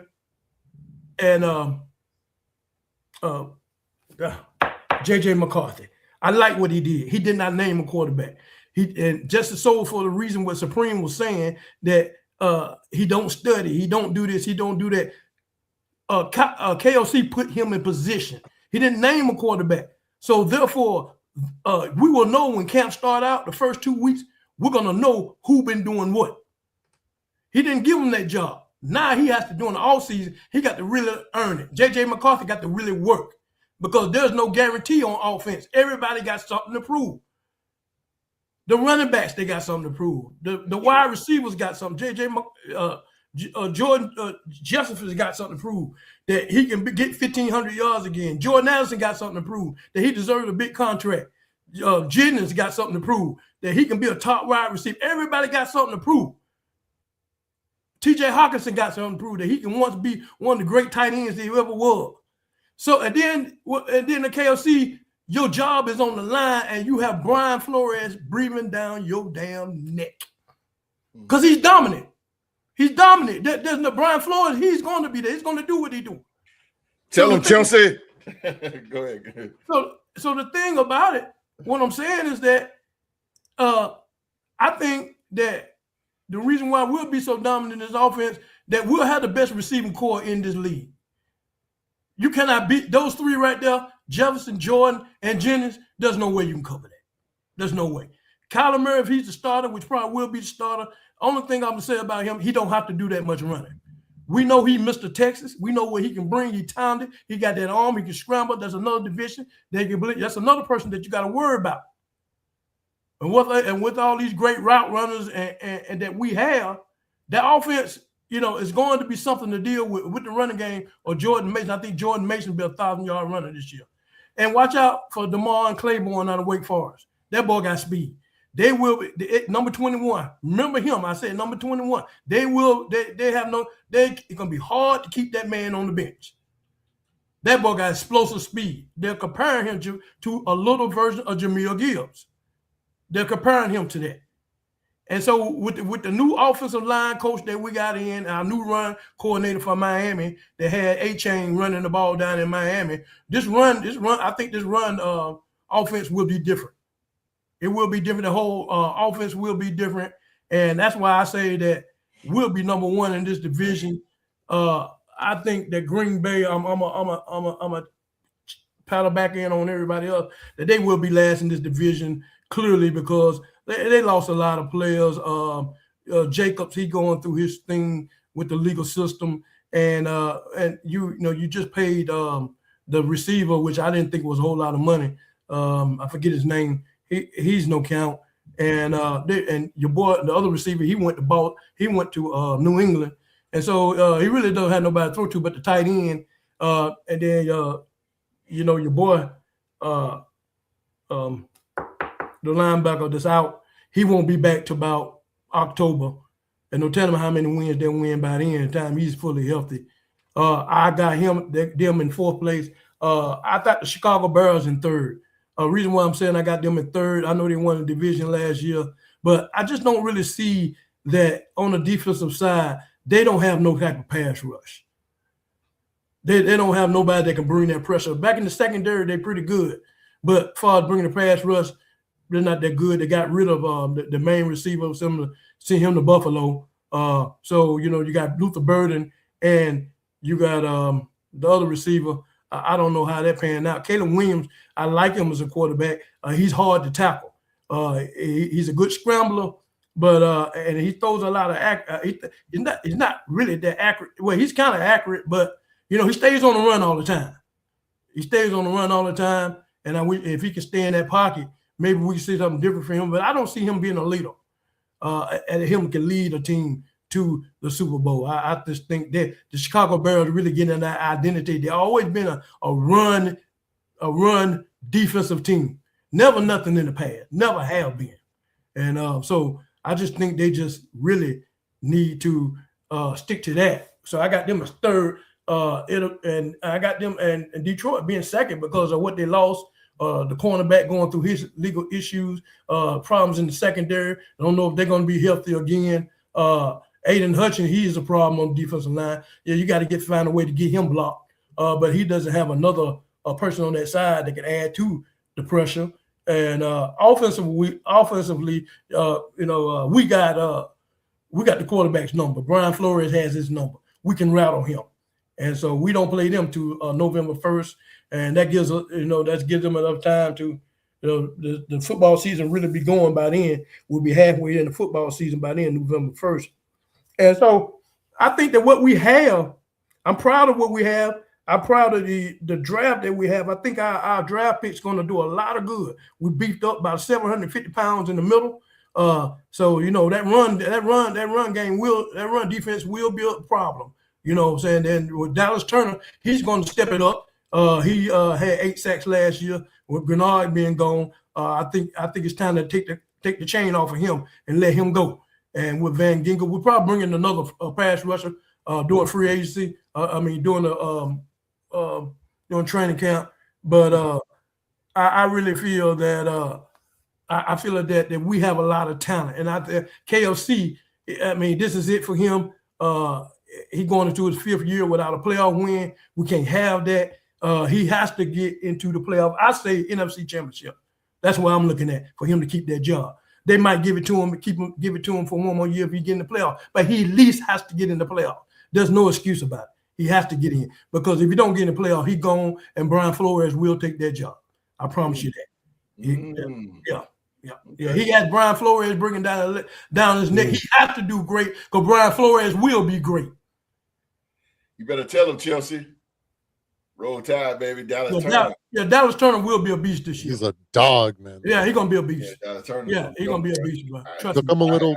I had him in Alabama. A little bit.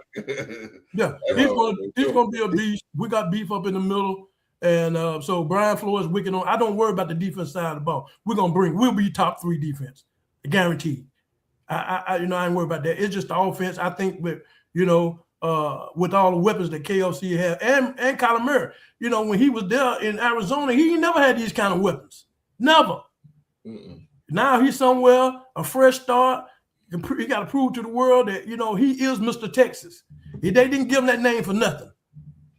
Set all kinds of records in high school in Mr. Texas. And won high. What's up, Zoe?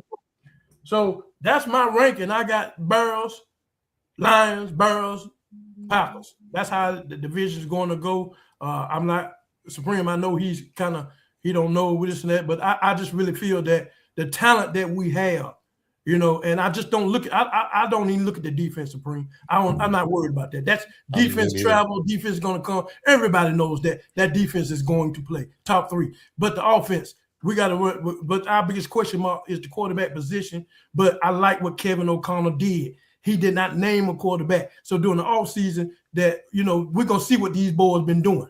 We're gonna see what they've been doing. You know what I'm saying? So may the best man win, which I think will be Kyler Murray. So I think that'll give him more focus, and he has to be focused for him to get a bigger contract and let the world know that I'm deserving of a bigger contract. I still was the same person I was in Arizona, but I just didn't have these type of weapons. Now he got all these weapons. He just don't need to run as much. You got all these weapons, man. Use them, bro. Use that cannon of a fucking arm that you got. and gun that damn ball down there. I know they got jokes on him about high chair, put him in a high chair, this and that, but I don't give a damn about all that, man. Kyler Perry is a damn magnificent, talented player. You know what I'm saying? You can joke about him all you want to, but at the end of the day, you're going to look like the fool. He's not, because Kyler Murray can play ball, and everybody knows that, bro. Oh, yeah. He going to ball out now. One quick thing. I want to know which team, which coach, which team could have suffered that many O-line injuries and came up with a above 500 record. For what happened to our team last year, to win as many games as we did, most teams win 3 or 4 games with the adversity, the injuries that we suffered last year. We basically, at one point, we were starting like third stringers, like everybody was out, so it just goes to the ability of that roster to be able to carry the weight. TJ Hawkinson didn't have a great season because he was on blocking duty for the first half of the season. Yes, he was. He went one-on-one with TJ Watt and shut him down. Didn't give him a single pressure when he was on him. That's a tight end against one of the most talented pass rushers in the league. Now he doesn't have to worry about pass blocking. If our O-line stays healthy and we get luck on our own side, this roster carries us pretty far. But like I said, I looked at it at the flaws that we all have, but I can't argue with what Q said. We are a talented roster and we got a lot of weapons. Yeah, and my thing is that what I'm looking at is that it always bases on the quarterback. We know that in these divisions, and our other teams are set. Green Bay said, Chicago said, and Detroit is set. They have their quarterback. We have a quarterback, you know what I'm saying, competition, we say. But either one of those quarterbacks, I can clearly go with the weapons that we have now. And I can clearly say that when the season starts, y'all going to see those who come in this show talking about the Vikings and giving all these other teams in our division praise. You're going to end up bowing down to the Vikings. I promise you that. That's what I'm talking about. You're going to bow down to us, bro. I'm trying to tell you. I'm talking about that. One thing about it, our goddamn defense will be there. I promise you, it's going to be. Stick your chest out and say it. Stick your chest out and talk. Our defense will be there. We are known to bring the heat. Your quarterback will sweat bullets. I promise you that. You know what I'm saying? And you can study all you want to. Come on, baby. Because you never know what a Brian Flores, who's coming who. It's wicked, bro. I'm telling you, it's wicked. Yes, sir. That's what I call the defense. It's wicked. Yes, sir. So I ain't worried about that. It's the offense. The offense will be good, bro. I can't wait to this season. We brought in some nice pieces, bro. I'm trying to tell you, bro. We got Will the Thrill, the kicker that don't miss no kick. Will the Thrill from the Roll Tide. Yes, sir. He does his thing. Yes, sir. I'm trying to tell you, bro. I'm looking for a 14-win season. I don't know what the Supreme looking for, but I'm looking for a 14-win season. We're going to repeat that thing like we had Sam Donald, and we're going to re-sign Kyler Murray to a big contract, and we're going to move on to the NFC Championship, baby. We're going to be there, baby. I'm trying to tell you. Yes, sir. I'm telling you, we're going to be there. Go. Y'all, get that live check. All y'all boys. Y'all going to pay for what you said. I'm going to remember this. And when the season starts, I ain't going to have no mercy. Our hands still choke you out. And I'm still going to choke you out when I see you. I'm going to call you out. Don't run from me. Don't run from me, Postman. I want you to show up. I'm going to call you out, baby. Yes, sir. Week 2. First lady, week 1. Postman, week 2. I got you, baby. Come on. Yes, sir. Yes, sir. Built by. That's what I'm talking about. Yeah, bro. You talking about all that technical shit, man. Bring it. Get it to me like. You done closed out the show, didn't he? That's what I'm talking about. That's what I'm talking about, man. Go Vikings, bro. We will be there. Y'all gonna pay for that. I'm gonna make sure of that. Put me to sleep with all that technical shit. Bring it to him, goddammit. That ass is ours, bro. Yes, I'm telling you right now. Hey, Q, when the squeeze. I'm gonna squeeze the hell out of it. Don't tell me to let. Do me a favor. Do me a favor. When the season starts, don't tell me to let go. Don't tell me to let go. Because all I'm gonna do is squeeze tight. If you tell me, I'm gonna sit back and roll the camera. I'm gonna sit back and roll the camera. Nah, don't say nothing. Hey, Don't say that. Just keep the ambulance on the sideline. That's what Look, you see what Sheila Dupree say? Now, Right. Hey, just keep the ambulance ready, because that's where they head the ER, baby. When I get through with them, that's where they head. That's what I'm talking about, baby. Yeah. That's how you end the show, gonna pay. goddamn. You're gonna pay for coming to get the fight tonight. I promise you that. Come on. Yeah, you're gonna pay. Goddamn it. Come on here. It's our postman. You high. I get that fire run, come sank with you, baby. You mine in Chicago, or wherever you might be. Right. Tell him, Chelsea. Cause the sponsor gotta go out with it, man. He hit us with his ESPN boring shit. Tell it like it is, Q. We're gonna handle him, baby. Tell him. You tell him, goddamn. Tell him. We're gonna get him, bro. I can't wait. U.S. Bank, goddamn. U.S. Bank gonna be rocking, baby. September 13th, can't get here fast enough. Can't get here fast enough. Gotta love it. Yes, sir. School, Vikings. Monday, we got 2 more months. 2 more months, baby. Monday mean you got 2 more months. I can't Hell wait. yeah. I You got can't 60 wait. days, baby. 60 days, baby. Let's get the hell out of here. Ladies and gentlemen, man, that we have went over Jaylen Brown being traded to the Sixers. LeBron James on where in the hell is he gonna play? Hopefully somewhere in Akron at home in his house.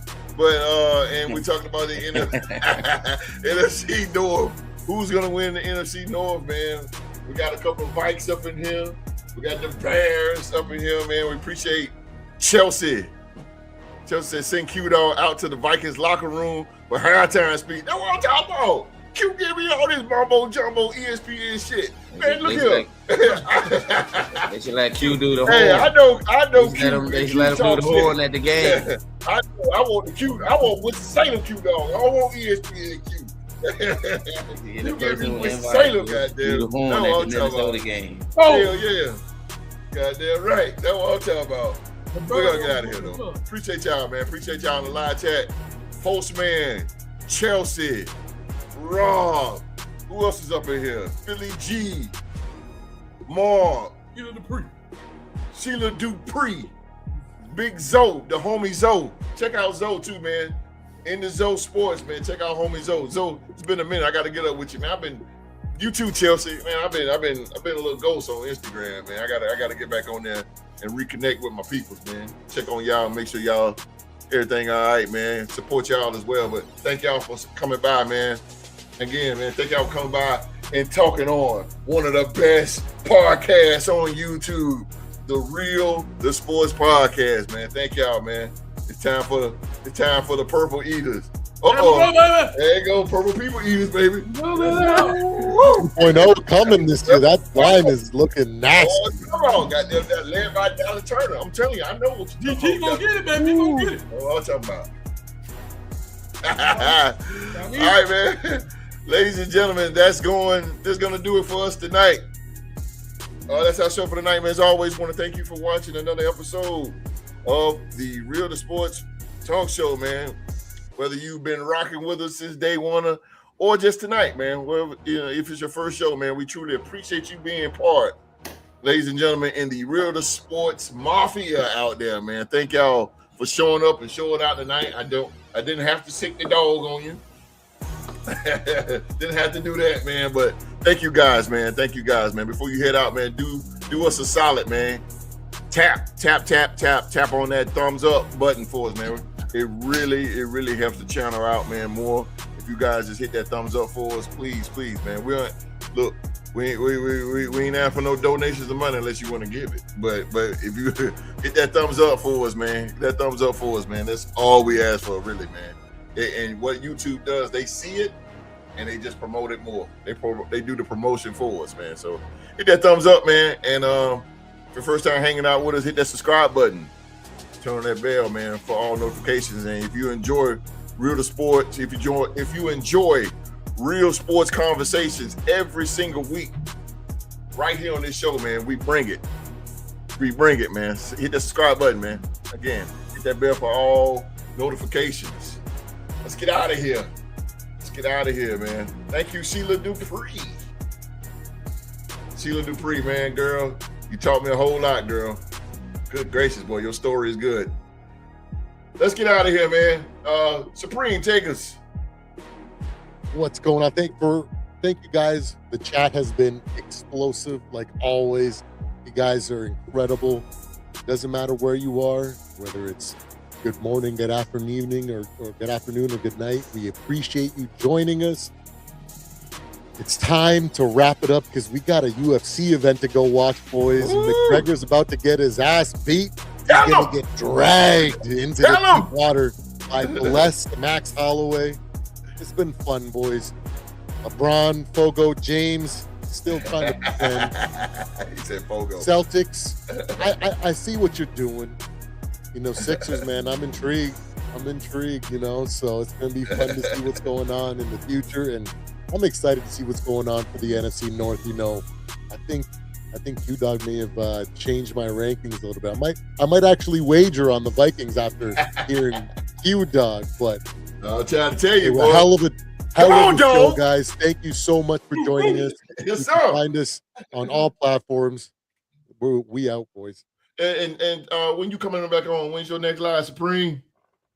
I got to get back on the grind here soon. Season's about to start. I got to get back on it, man. Okay. I'm trying to figure out a day that works. I'm so busy with leading worship, freaking church. Yeah, man. Like all this stuff, and I every night I'm at some sort of doing something for the church. So it's been rough, but I'm gonna find some time. I'm trying to develop that schedule now with all the responsibilities I got. But we can promote it, and we can get some people, get those people back, get them eyes on the Purple and Gold Bars podcast channel, man. Yeah, man. It's been slowly growing, even and shake it up a little bit. We might have to come over there and shake man. it up a little bit, and you know, have our red solo cups. You know, that's right. Let's go. All right. Well, yeah, we'll get her in there, man. I'm trying to figure out a day I'm gonna do a consistent live again. And then get some regular uploads, guys. Definitely when the season's going on, there's going to be consistent uploads, predictions, power rankings, just a whole bunch of trash talking. And whenever I see something interesting to talk about, I'm going to make a video about it. There you go. That's what I'm talking about. Make something happen, baby. Well, let's get the hell out of here, man. Also, this Tuesday night, man, 7 p.m., I'm going to be bringing something back that's been going for a while, man. I'm talking about some pro wrestling. Some of y'all don't get it, but I mean, it's all good. Don't worry about that. But you know, we're gonna talk some pro wrestling, man. We are getting more live into that, man. I'm gonna try to get more live in that in the off season.